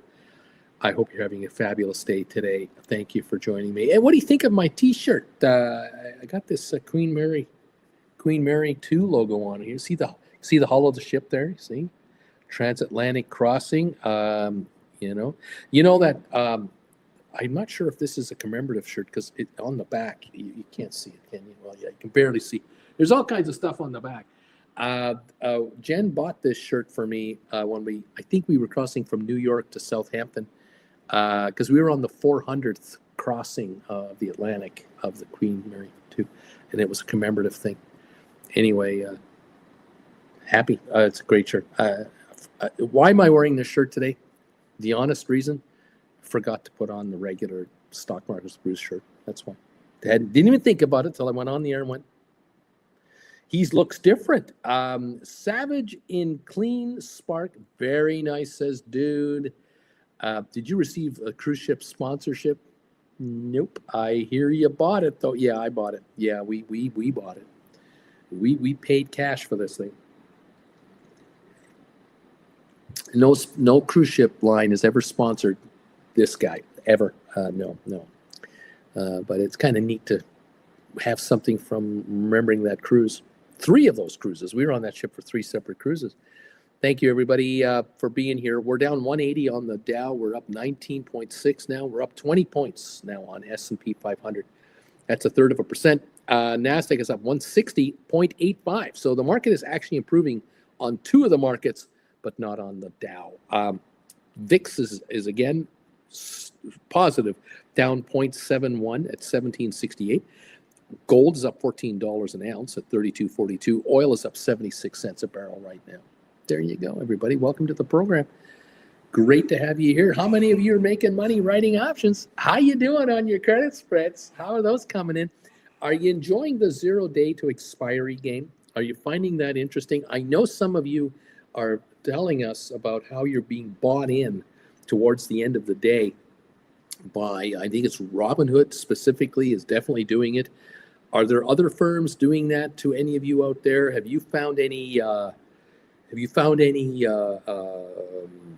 the word I'm looking for? Policies about this? I'd be curious to know.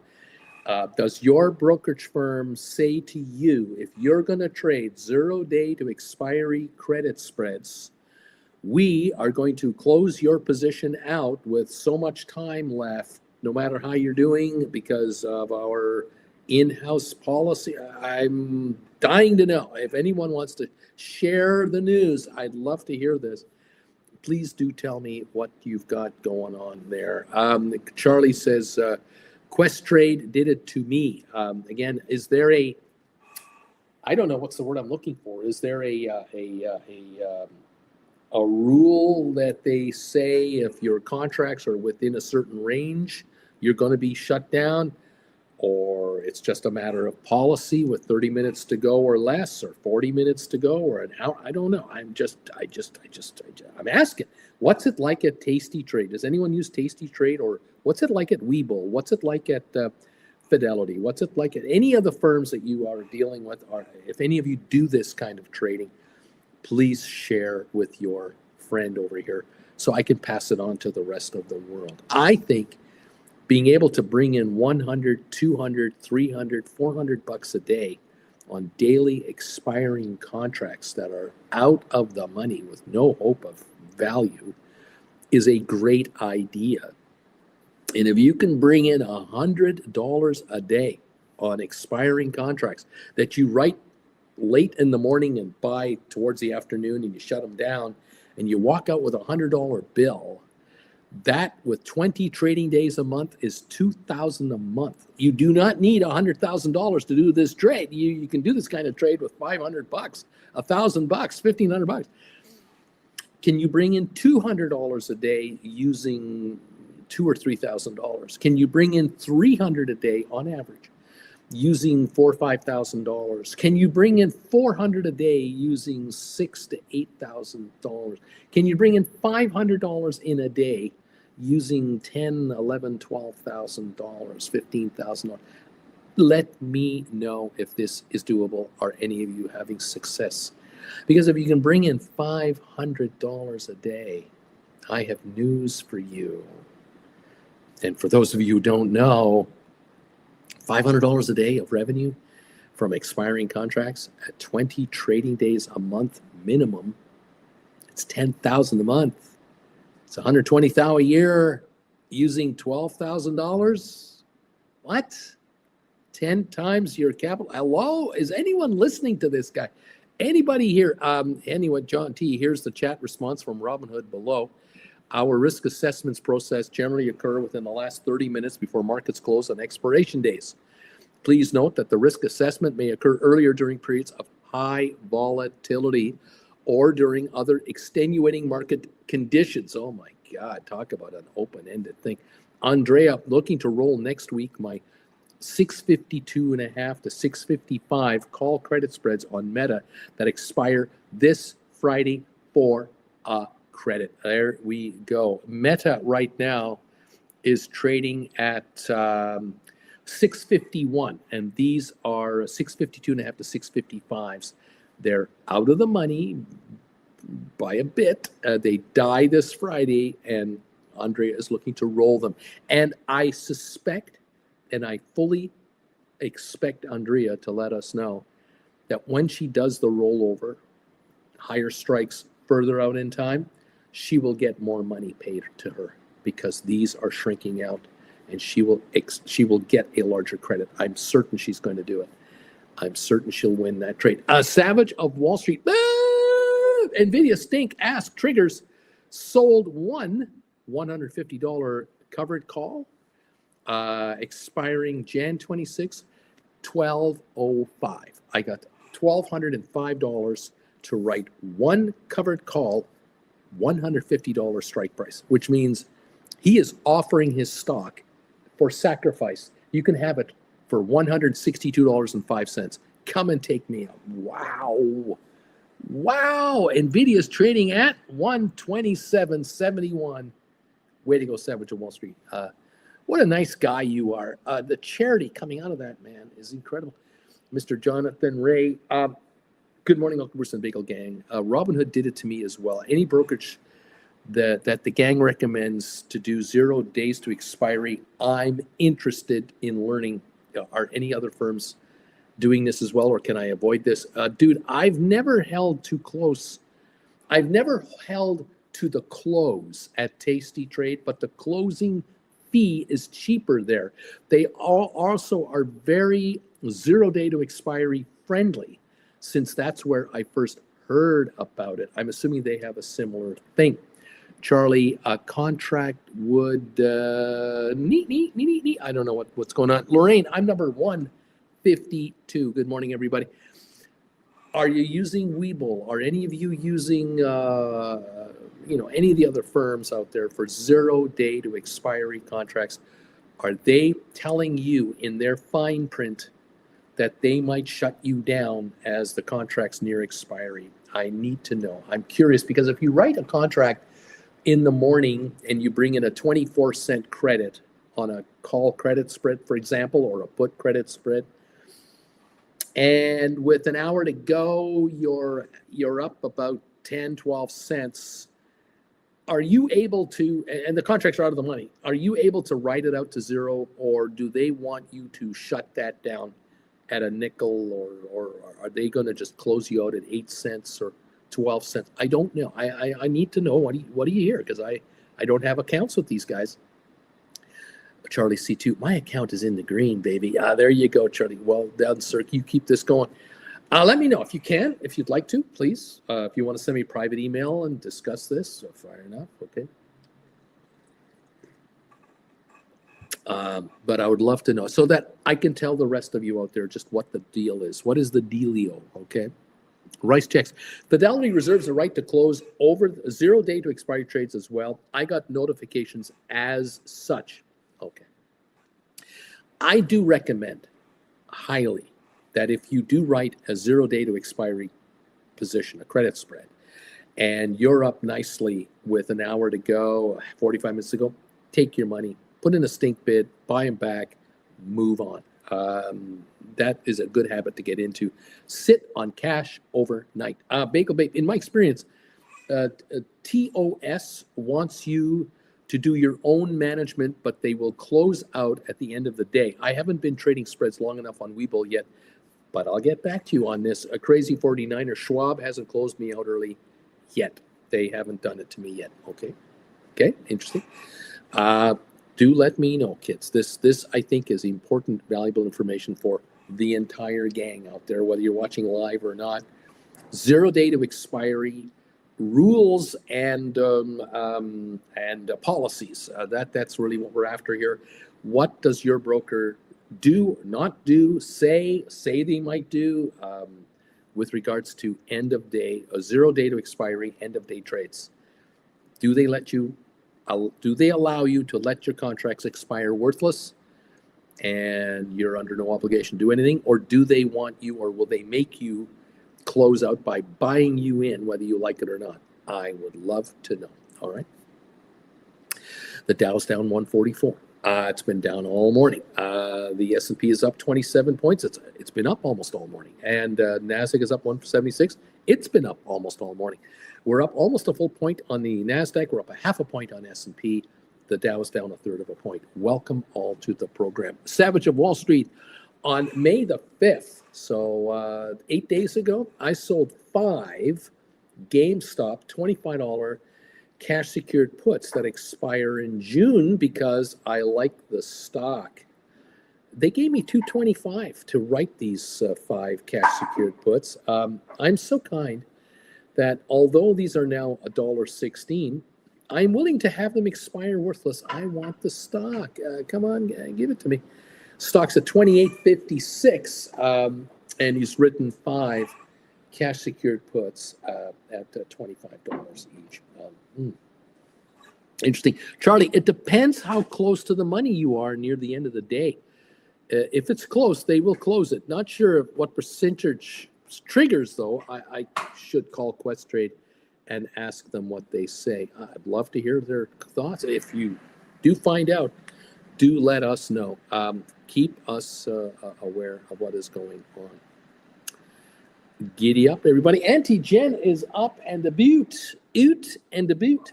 How are you? It's got a new noise. You think? It's an old coffee maker. It's running out of time because we're. I always get a little nervous when it has a new noise. Yeah, no kidding. How's it going? It's okay. Yeah? Yeah. Yeah, it's a beautiful sunny day again I today. know. Lights are shining for no reason because of the brightness. Isn't it great? It's only 7:05 here, and it's absolutely just. Jen is walking around like this because she needs her shades on inside the I'll house. be sneezing any second now. Any point in time. 14, 16. Very nice. Yeah, hey. Go to 18 where you belong. That's right. Go to $18. So fine. Mandu says, good morning, Jen. So does Morning, Blair. Mandu. John T Good says, afternoon, Blair. John says, when I get closed with Robinhood, when I got closed out at Robinhood, I was 2 points away on the triple Q, and I was never in the money. So they shut me down anyway. Oh. This is what I want to hear. I Yeah. want to know this. I want to know if this is a policy.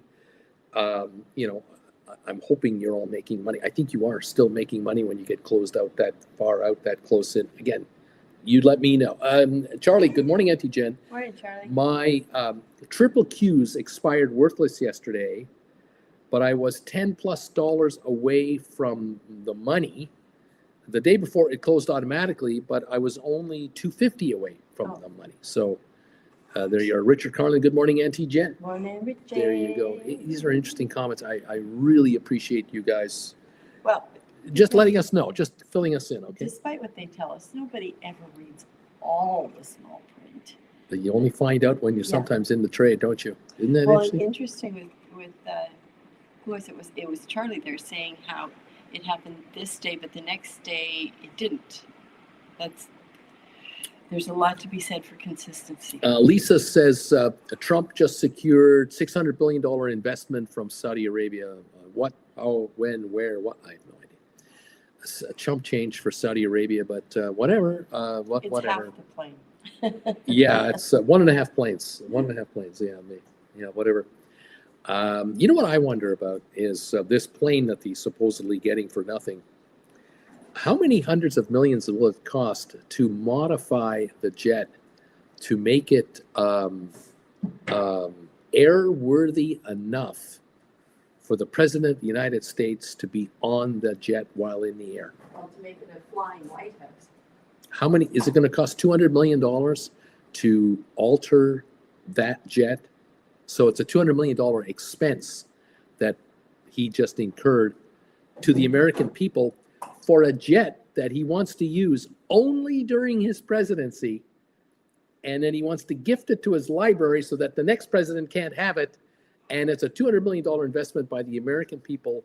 That'll take, 2 years to modify? So he'll use it for 1.5 years as the president.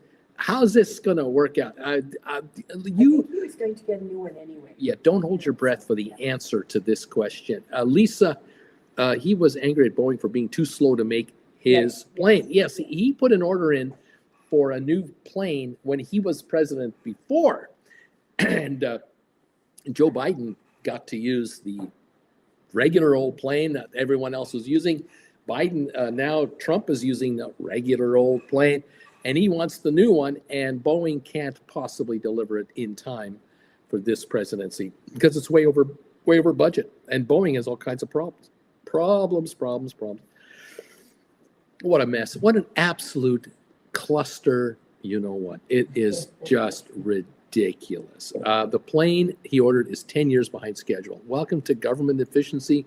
Welcome to the U.S. military changing their mind all the time.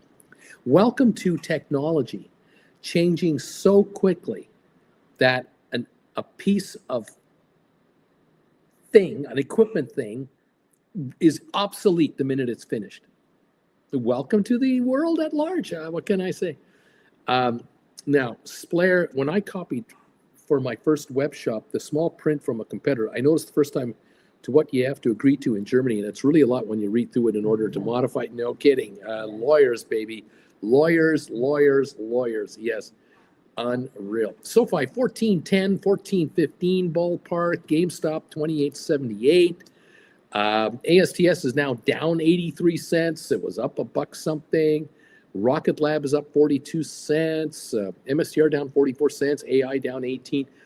The S&P is up 27. The Nasdaq's up 176, and the Dow's down 149. Welcome to the back and forth markets overall. Flint Creek, it will take years. He is a grifter to beat all grifters. Yeah. Hey, America, I just got gifted a $400 million airplane. Isn't that great for this country? Isn't that great? And after I leave office, I'll take the plane with me to my library. But, you know, it's good for another 20 years. So I might as well fly the thing for the next 20 years around the world on my post-presidential tours around the world, while the next president can use Air Force One that I don't want to use anymore. What a great guy this guy is. Isn't he beautiful? Remember now, kids, $2 are enough dolls instead of 30 dolls. And if you're going to get pencils, you don't need more than 5 pencils. You don't need 250 pencils. Just learn to live within your means, you American children out there. It's all good. What do you think of my plane, though? Isn't this great? It's going to go to my library. Wow. What library? What documents? The only documents he has are the ones he steals from the White House. He doesn't have any documents. This is going to be something. Oh, what a show this is going to be. Don't think there are any records really with that. I don't know. There are no recordings apparently. I have no idea. I don't know what to make of this. Savage of Wall Street. Okay, who was I kidding? Over 50% in 1 week is a win. I bought back my 5 GameStop cash secured puts that expire in June for 109, 110. I just know taking money off the table is never wrong. I could wait another month, but give me the cash. I'll take it. Now you can take a look when the time is right to write July's and take additional dollars there and then decide what to do with those. But honestly, who wouldn't take the airplane? I mean, really, Bobby, Uncle Bruce getting spicy. He needs a bagel. You see, the thing about these jets is that for every minute they don't do anything, that they're sitting somewhere, there's rent to pay the ground that they're sitting on. There's security to pay to keep bad people away from it, maintenance to pay to keep them from rotting out. There's every second the plane moves, the engines are on. That's hours lost, minutes of time lost, fuel burned, personnel required. I mean, these suckers are expensive toys. And who's going to pay for this toy? Is Donald J. Trump going to pay out of his own pocket for the gift he was given? I don't think so. This is a presidential gift. So the White House has to pay it, or he has to pay it. But no. He wants the military to pay it as Air Force One while he's president. That the moment he's not president, it's not Air Force One anymore, and he'll fly off into the golden blue sunset of Mar-a-Lago with the former Air Force One that is now the library's plane. Yeah, right. This is going to be something. I don't know. I'm just wondering. James of the Mystery Tree. 600 billion is 2/3 of the entire Saudi sovereign wealth fund. Ain't happening. Just ultra rich guys throwing giant numbers around.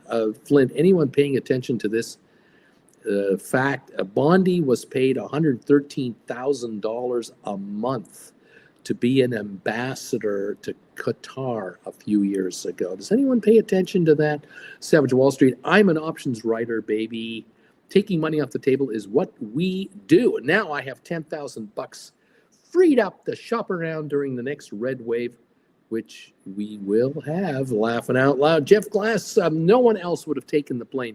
No other president would even consider it. Jimmy Carter sold his peanut farm. Yeah, can you imagine Obama accepting a plane? Really? Yeah, right. And the Republicans have remained quiet about it. They wouldn't say anything about it, right? Yeah. What's that, Jen? Jimmy Carter, is Blair not comparable with a muscle car? The payment for it is something I hadn't considered, and that can be used on now the neck of the taxpayer. I'm not sure what Blair's talking about, but he's talking about something. Jeff, Bondi was a registered foreign agent for Qatar. She's now the head of the Justice Department of the United States government. There's no conflicts of interest here. There's no impropriety here. Just a very well-rounded CV. Oh, she's just a well-rounded person with a well-rounded CV. Stephen, if Saudi Arabia increases production to appease Trump's agenda, it'll hurt the domestic U.S. oil production. Upside for oil remains limited. Well, there's that. Hey, what can I say? I'm just a guy in front of a computer saying, welcome to the show. The Dow's only down 98 points. We got a little uptick going on the Dow now. We're up 42 on S&P, and we're up 176 on the Dow. So the markets are trying to go higher. 14.12 on SoFi, 14.16. GameStop up 61 cents. ASTS down 74. Rocket Lab up 62. MSTR up 67. And AI up 6. That's all. I'm just saying. Hey, just,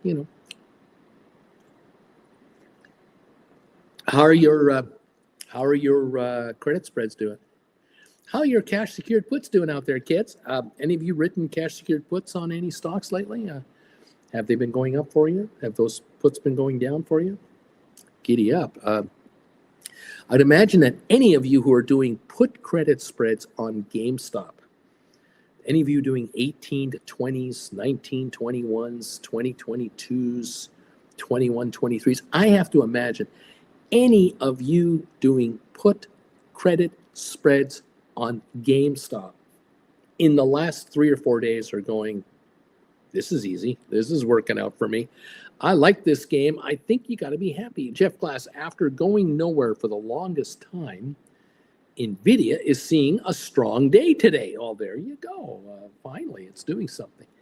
Well, giddy on up, kids. Write those call credit spreads at 150, 160. Dare the stock to come and get you at all-time record highs. Come on, come up here. I'm waiting for you.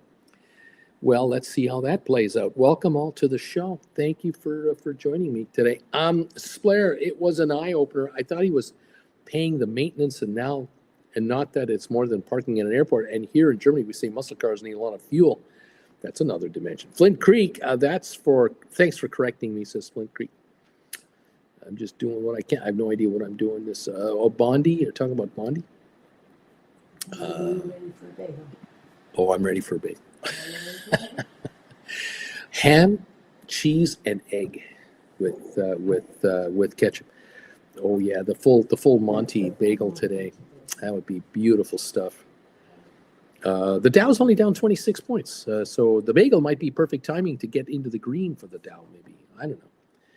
Can it hold it? I don't know. We'll see. James of the Misty Tree. Listen, I bought back a bunch of SoFi.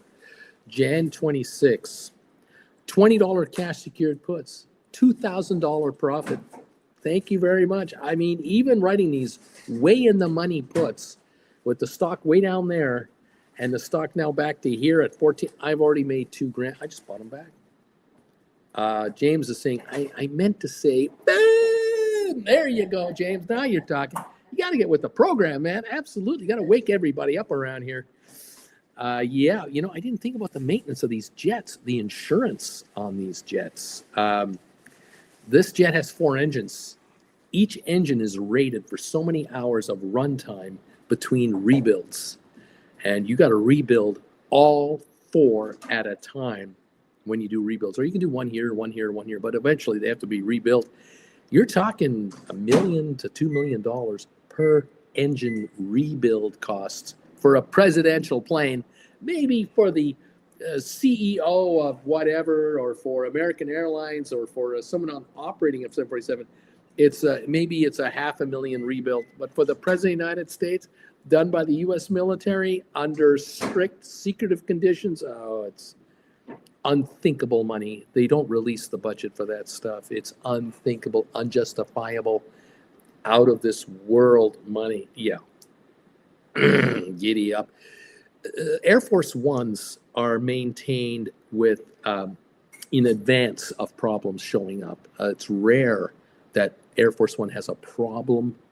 They have replaced parts well before they wear out on Air Force One. I mean, the cost of maintaining the Air Force planes for the President of the United States and the cabinet and the vice president, untold billions of dollars buried in that $1 trillion budget that no one ever inspects.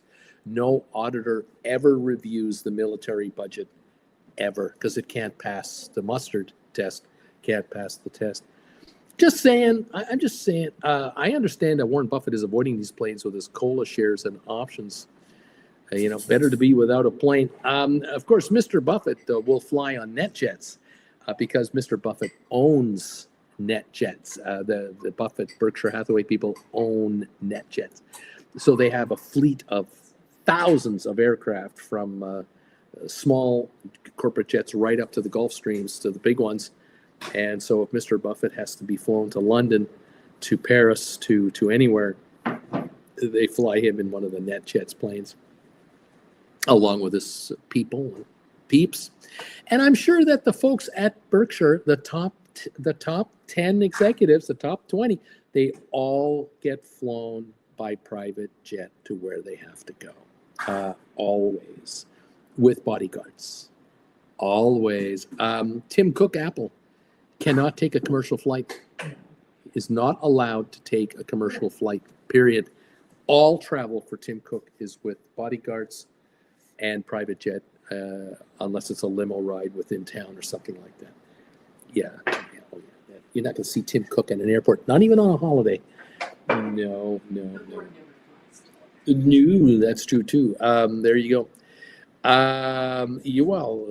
That's smarter than having just one new plane gifted. It is smarter, but unfortunately, the President of the United States, he's a government official, and so you have to have an Air Force One.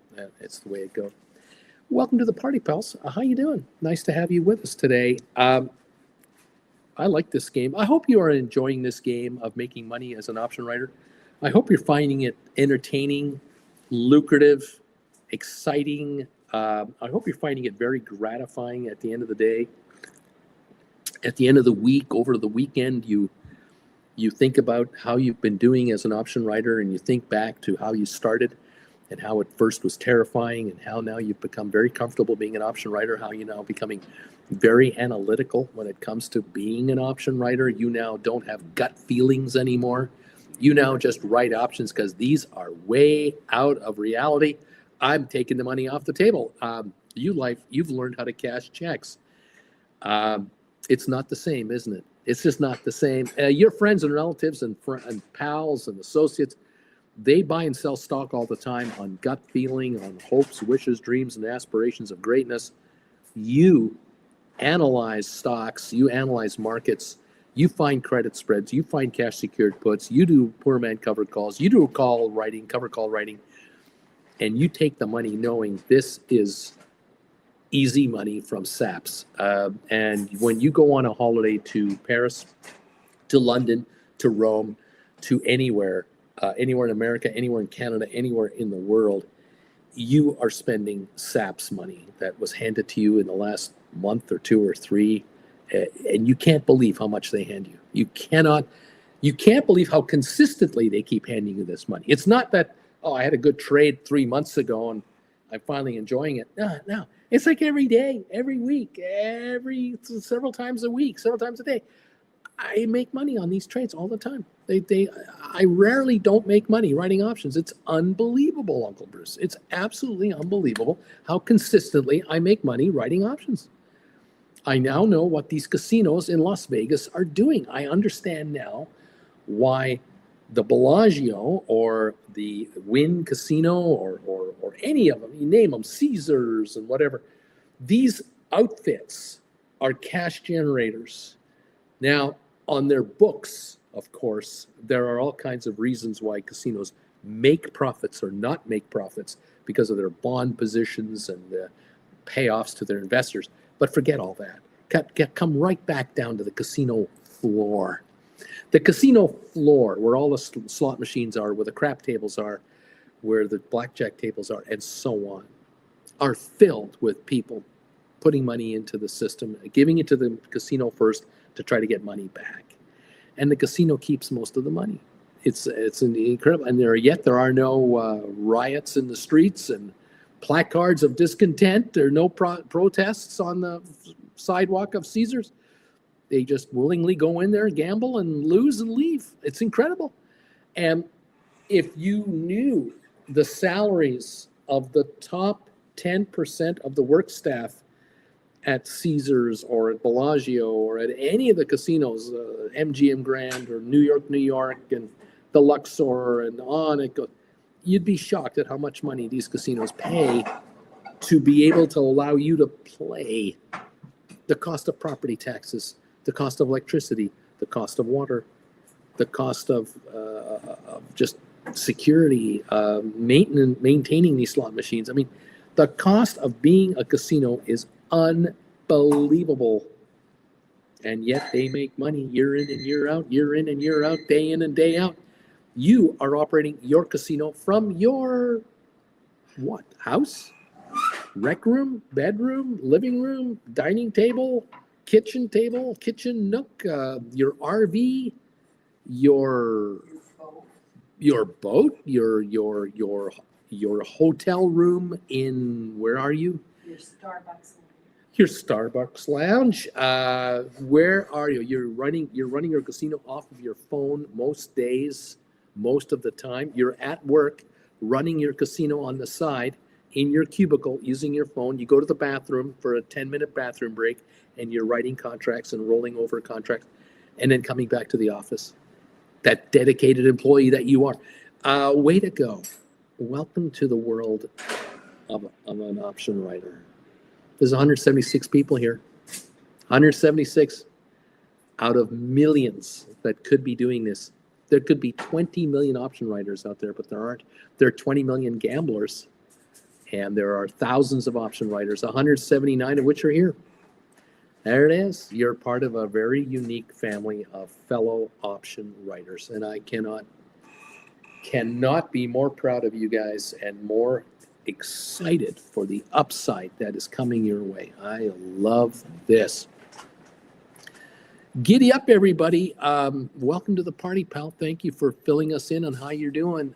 We appreciate you, and we want you to get richer and richer and richer without any reservations whatsoever. 255 people have answered the question of the day now. 255.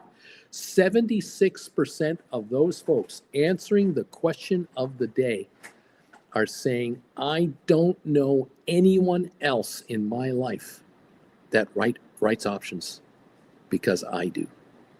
It's incredible. It's incredible. I mean, some of the answers I've been getting today about how you're doing as an option writer. You're on a holiday. You're doing this. You're doing that.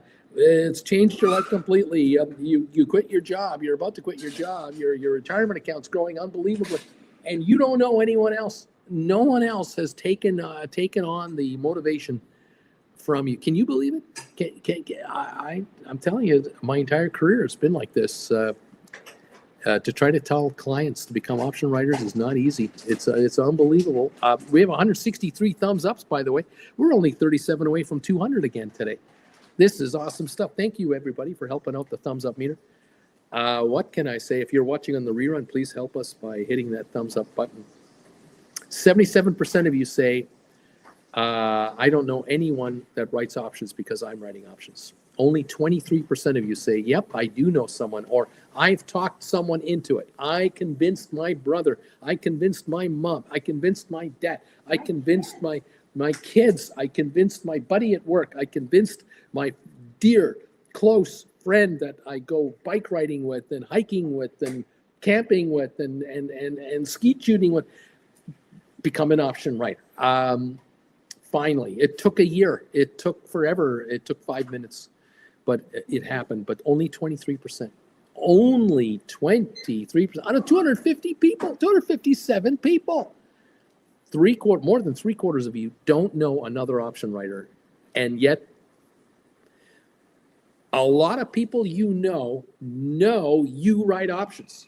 A lot of your friends and relatives, and maybe every single person you know is aware that you're an option writer. And yet, I know, I'm certain that many of you Some of you are very quiet about it and you're very discreet about it and you don't talk about your financial affairs with anybody. And that's okay too. This is not one of those you should go out there and tell everybody you know stories. This is completely up to you to decide what you want to do and how you want to do it and who you want to talk to about it and who you don't want to talk to about it. I get it because, there are certain, let's say, acquaintances that are part of your life through one circumstance or another that you occasionally will bump into in a social setting. It's unavoidable. Maybe there's more than one. Maybe there's a gaggle of certain people that, you are exposed to from time to time, and there's not a dang thing you can do about it. So, you kind of go, okay, I'll go to this event. It's so-and-so's wedding. Oh, yeah. It's the family get together. It's the company annual party at Christmas time. Yeah. Yeah. Well, what I do in my private time, in my private life, when it comes to this stuff with this gang, I don't talk to anybody about this world. I don't want anyone that I know in this family mixing it up and knowing what I do. I get you. I totally am with you, 110%. Anyway, there you go. Raw Dog is saying, what? I'm operating my casino from my vacation home. That options writing has bought me. Thank you, Uncle Bruce. Right on, Raw Dog. Well done. And Henry T, ASTS is speculation going this morning, Bruce. It's unbelievable. We're down 110 right now. Bagel Babe, laugh out loud. Everyone who has ever met me knows I write options, but I only have about 3 friends who trade them. I only have 3. I bet you probably, some of you folks out there, you probably know option buyers. You know option gamblers. You know those guys.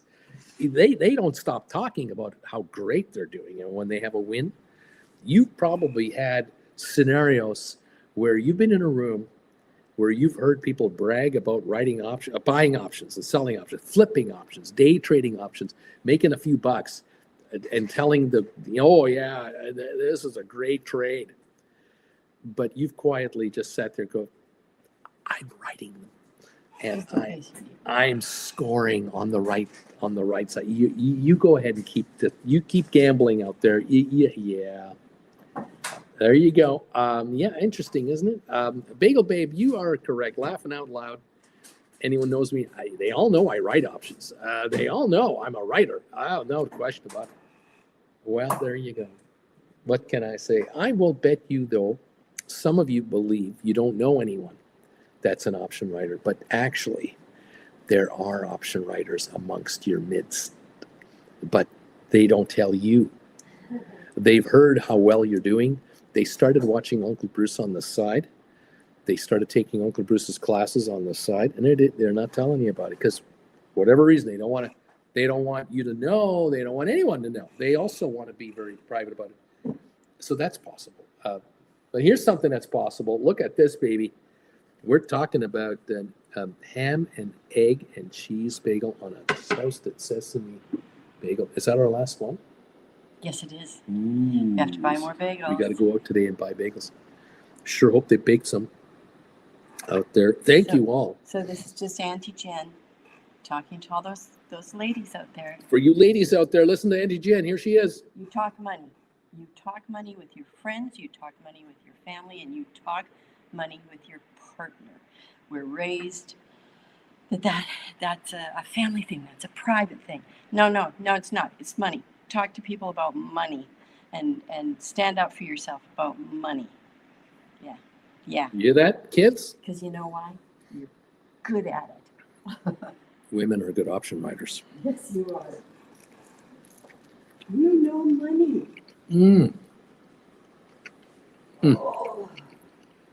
Oh, yeah. The Dow's down 122 while I'm chomping this bagel, okay? 122.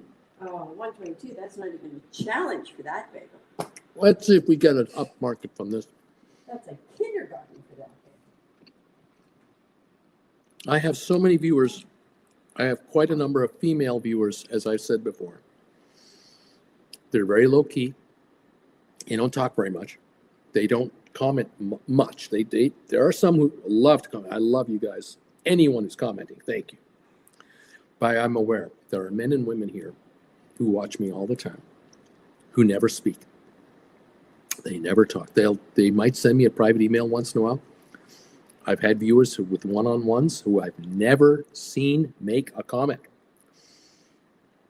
And there are people here who make a ton of money writing options. A ton of money writing options. I've got viewers here who've had to take over the option writing side of the equation, or they've started writing options because of the financial circumstances in their household so precarious that now they are the runners of the money. They now handle the dough. They've taken it over. Hey, whatever you got to do to make it work is what you're going to do to make it work. There's no question about that.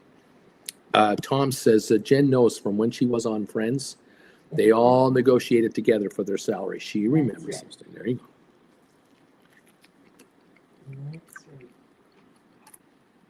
Together we stand, divided we fail and fall. Mm-hmm. You got to share that information. Do you ever watch, have you ever seen an interview with Jerry Seinfeld?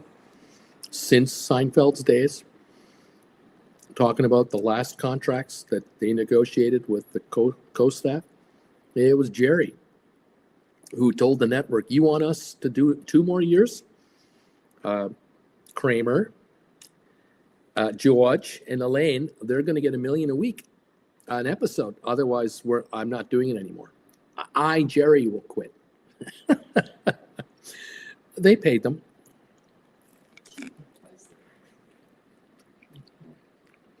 Mm-hmm.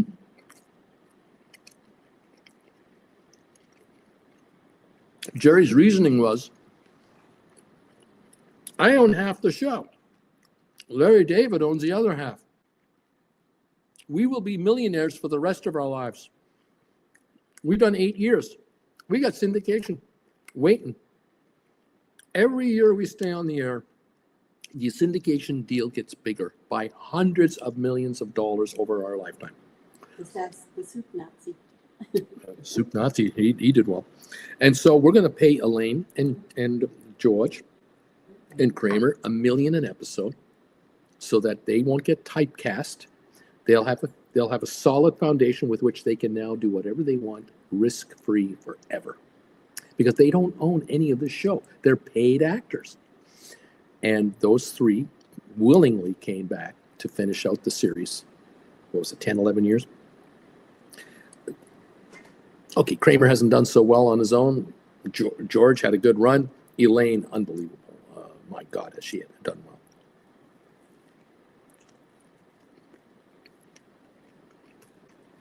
Heck, Jerry and Larry David are doing well.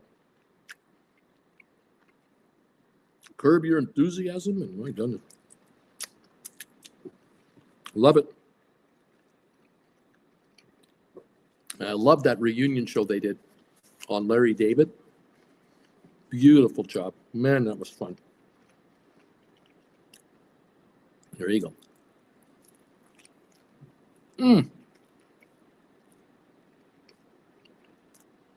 This is awesome. Still down 122 apparently. Come on, markets. Let's go. SoFi, 1414, 1416. Let's get a breakout. Let's go. Henry T. I just wrote ASTS cash secured put $25, expiring June 27th for $265. ASTS is a $25.92 market price. He's writing a cash secured put for $25. Willing to pay $25, less $265. He's willing to buy the stock for $22.35. Nice going, man.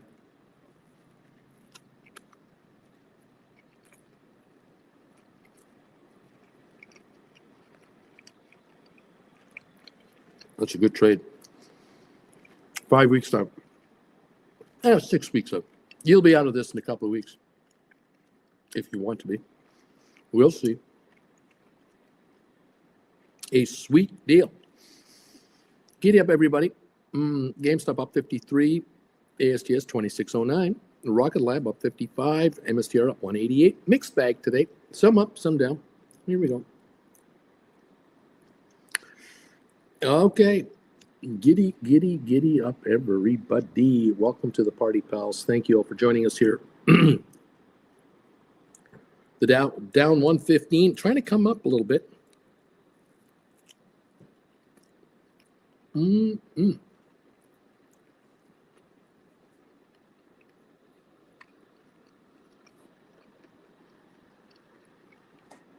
First half of this bagel is going down beautiful. We're only down 118.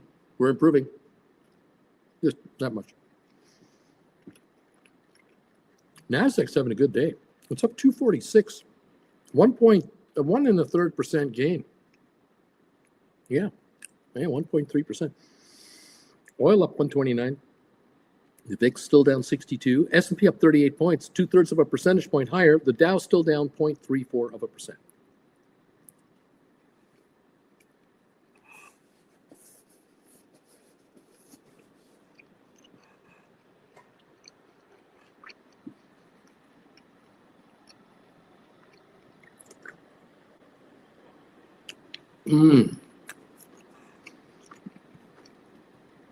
First thing, I see Jerry is one of the richest guys out there. He's doing very well. Larry David, very well. They made a lot of people a lot of money. Keep that in mind too. Giddy up, kids. All right, well, second half of this bagel is going to happen here.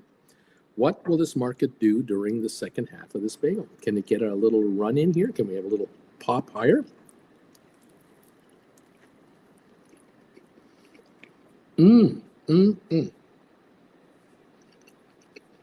These seeds, sesame seeds bagels are beautiful.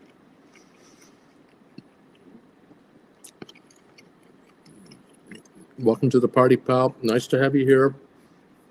Thank you again for thumbs ups, answering the poll question of the day, throwing in your 2 bits worth of commentary. Love it, love it, love it. 261 votes now on the question of the day, and the thumbs up meter. Try to get to that 200 level while I'm chomping on a bagel. Chomping on a bagel. Chomping on a bagel. Oh, a hit. That's a hit, baby. The hit machine. 166 thumbs ups, everybody. Thank you very much. Thank you guys for being here.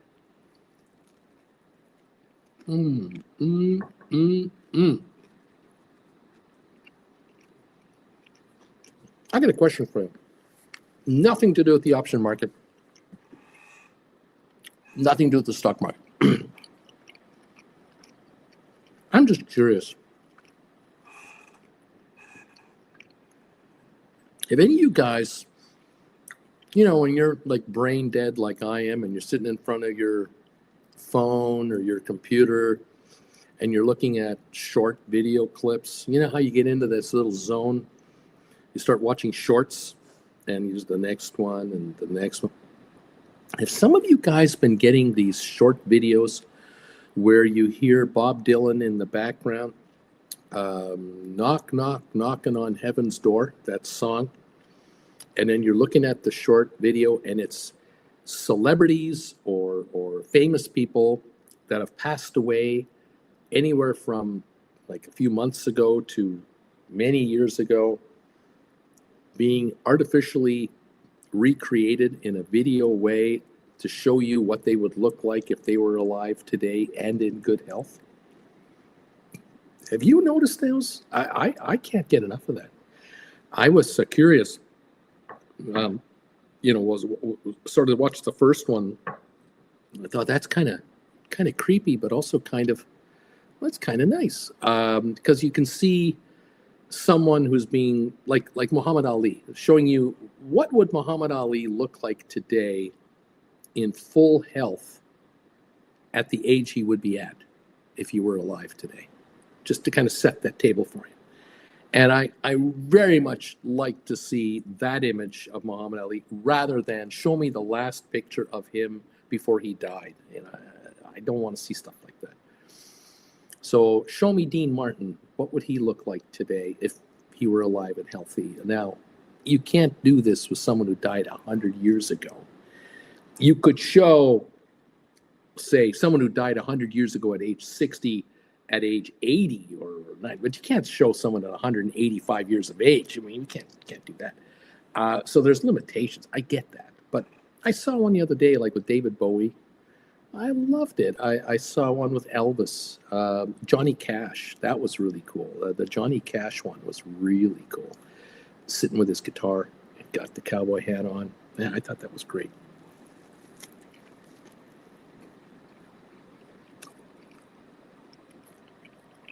AI taking over.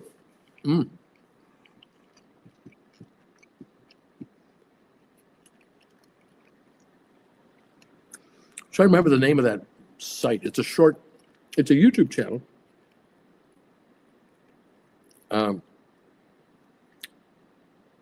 can't remember the name of the YouTube channel. I'll have to refresh myself, write it down, and tell you tomorrow.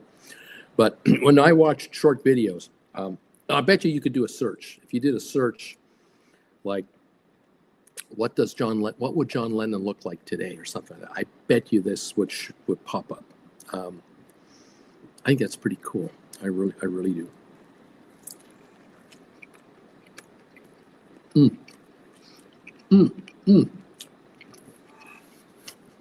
Folks, I'm trying to get the market to go higher. I'm eating this bagel. We're down 146. It's not working. NASDAQ is up. S&P is up. They're green, but not the Dow. Not the Dow.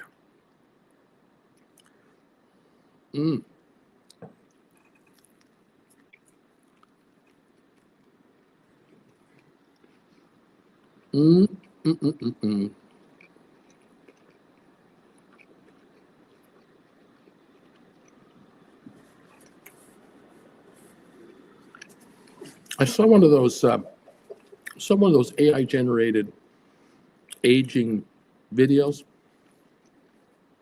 where they took the Golden Girls. They took the 4 Golden Girls. So you saw B. Arthur, Betty White, Rue McClanahan, and the other gal, showing you. It's kind of like, I got the impression like, we're fine. We are where we are. We're comfortable. We're happy, and we're reflecting back on our lives in a happy way. Don't worry about us. We're good. And you see them in a quasi physical state that you would like to remember them in. Good health, good complexion, smiling. Looking at you and nodding at you or just waving at you, kind of peaceful. I have to say it's well done.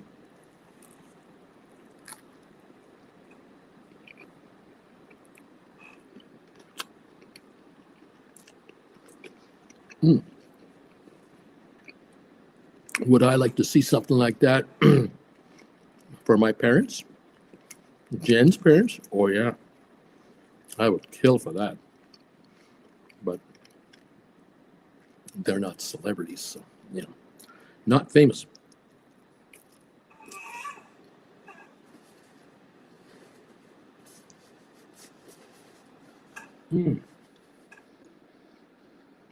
Welcome, thank you all.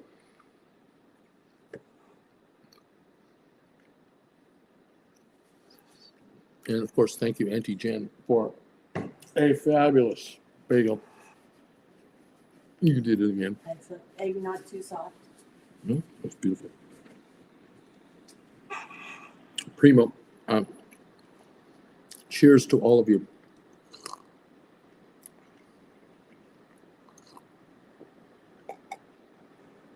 Ricardo's in the house. Hey, Ricardo, what's going on? Ricardo Canales. These are the days of folding arms. Right on, buddy. Thank you for saying hi and being here. I love hearing from you folks. Some of you folks kind of go into hiding for a while. You sort of fade into the background and you come around again. Welcome one and all. Thank you for being part of the familia, either directly up front, behind the scenes, just in an anonymous way. Jen and I are very, very appreciative, and we are excited for those of you who are making the money from option writing. It's what we want to see. It's what we want to hear. It's what we live for. It is so encouraging to see the fruits of your labor, our labor, work out for you and your account. It's beautiful. You keep up the good work out there. Keep studying. Now, for those of you, a little heads up here. There are about a dozen of you out there, 12, 15 of you, that purchased a one-on-one with me back in December before the price increase went up, and you have not yet used up your hour. I would like to encourage you to find the time, contact me, find out when you'd like to do it. Let me know what day works best for you, any day of the week, 7 days a week. We'll figure out an hour somewhere where we can get together so that I can pay you what you've paid me to give you your consultation, okay? So you figure that out, send me an email and just say, hey, Uncle Bruce, I forgot, I bought an hour from you last December. I would like to get together with you. You want to bring your brother-in-law in? You want to bring your mom and dad in on the discussion, or you want to introduce me to someone else in your family? I don't know, whatever you want the hour for. Whether you want to talk to me privately about credit spread trading, or you want me to look over your account with you, you want to show me I've been doing this and I've been doing that. Can I do this any better? Is this the best way to do it? Or my broker only lets me do this, so should I consider, how do I get around that? Blah, blah, blah. Hey, that's what these are for, okay? So if I can help you, fantastic. Again, for any of you who have prepaid already, please let me know when you'd like to have a session, because I'd like to kind of stroke you off the IOU list. But for those of you who don't have a credit and you want to get together with a one-on-one, send me a private email. Let me know that you'd like to do it, and we'll figure out a time to get together. Here's my email address: brucefarmer@hotmail.com. As usual, if you want to be part of the Discord group, send me an email there. Let me know what your handle is. If you're a Gold Bagel member, let me know what that handle is. What are you called? And then I can get you linkage information. You can be part of the Discord family as well, okay? The more we can communicate, the better you'll be as an option writer. I'm certain of that. Communication is critical. All right, guys? That's the story. I'm sticking to it. Thank you again for joining Jen and I today here. We're delighted to say hi to you and keep you posted on what's going on. We want you to get richer. Nothing personal. We just want you to get richer. Thank you again for all of you who have found the time to hit the question of the day, 263. And also for those of you who've been able to hit that thumbs up button. We went through the 150 level, and we've hit the 160 odd level. And we're slowly moving up now. 171 level, there we are. 29 away from 200 thumbs ups. Thank you again for the engagement of you on this channel with us. It means a lot. YouTube loves it. Trust me, YouTube loves the engagement that this channel generates. Keep it going, and we'll let the world know how you can be a better option writer. That's all there is to it. Nothing personal. Just going to help you become a better writer. B. Tizzle, neat. Don't forget the knee emojis. The Knights of Knee are the ones who run this market. They are the power behind the scenes. We know that. You know that. Don't forget the Knights of Knee. Thank you again. We'll see you here tomorrow. It's Wednesday tomorrow. Primetime live tomorrow night, 7 o'clock Eastern. Don't forget that. Gold Bagel members, that's a perk for you, including the perk tomorrow morning at 8 o'clock. Trade Alert Show just for Gold Bagel members, first thing in the morning. Thank you again, everyone, for being through here, joining us. We love you, and we will see you, a little bit later as I get the sesame seeds out of my teeth here. The big E, neat, with a Z at the end, of course. Never forget that. Thank you all for your participation. in today's show. Jen and I are going to say our goodbyes to you in 3, 2, 1. Bye.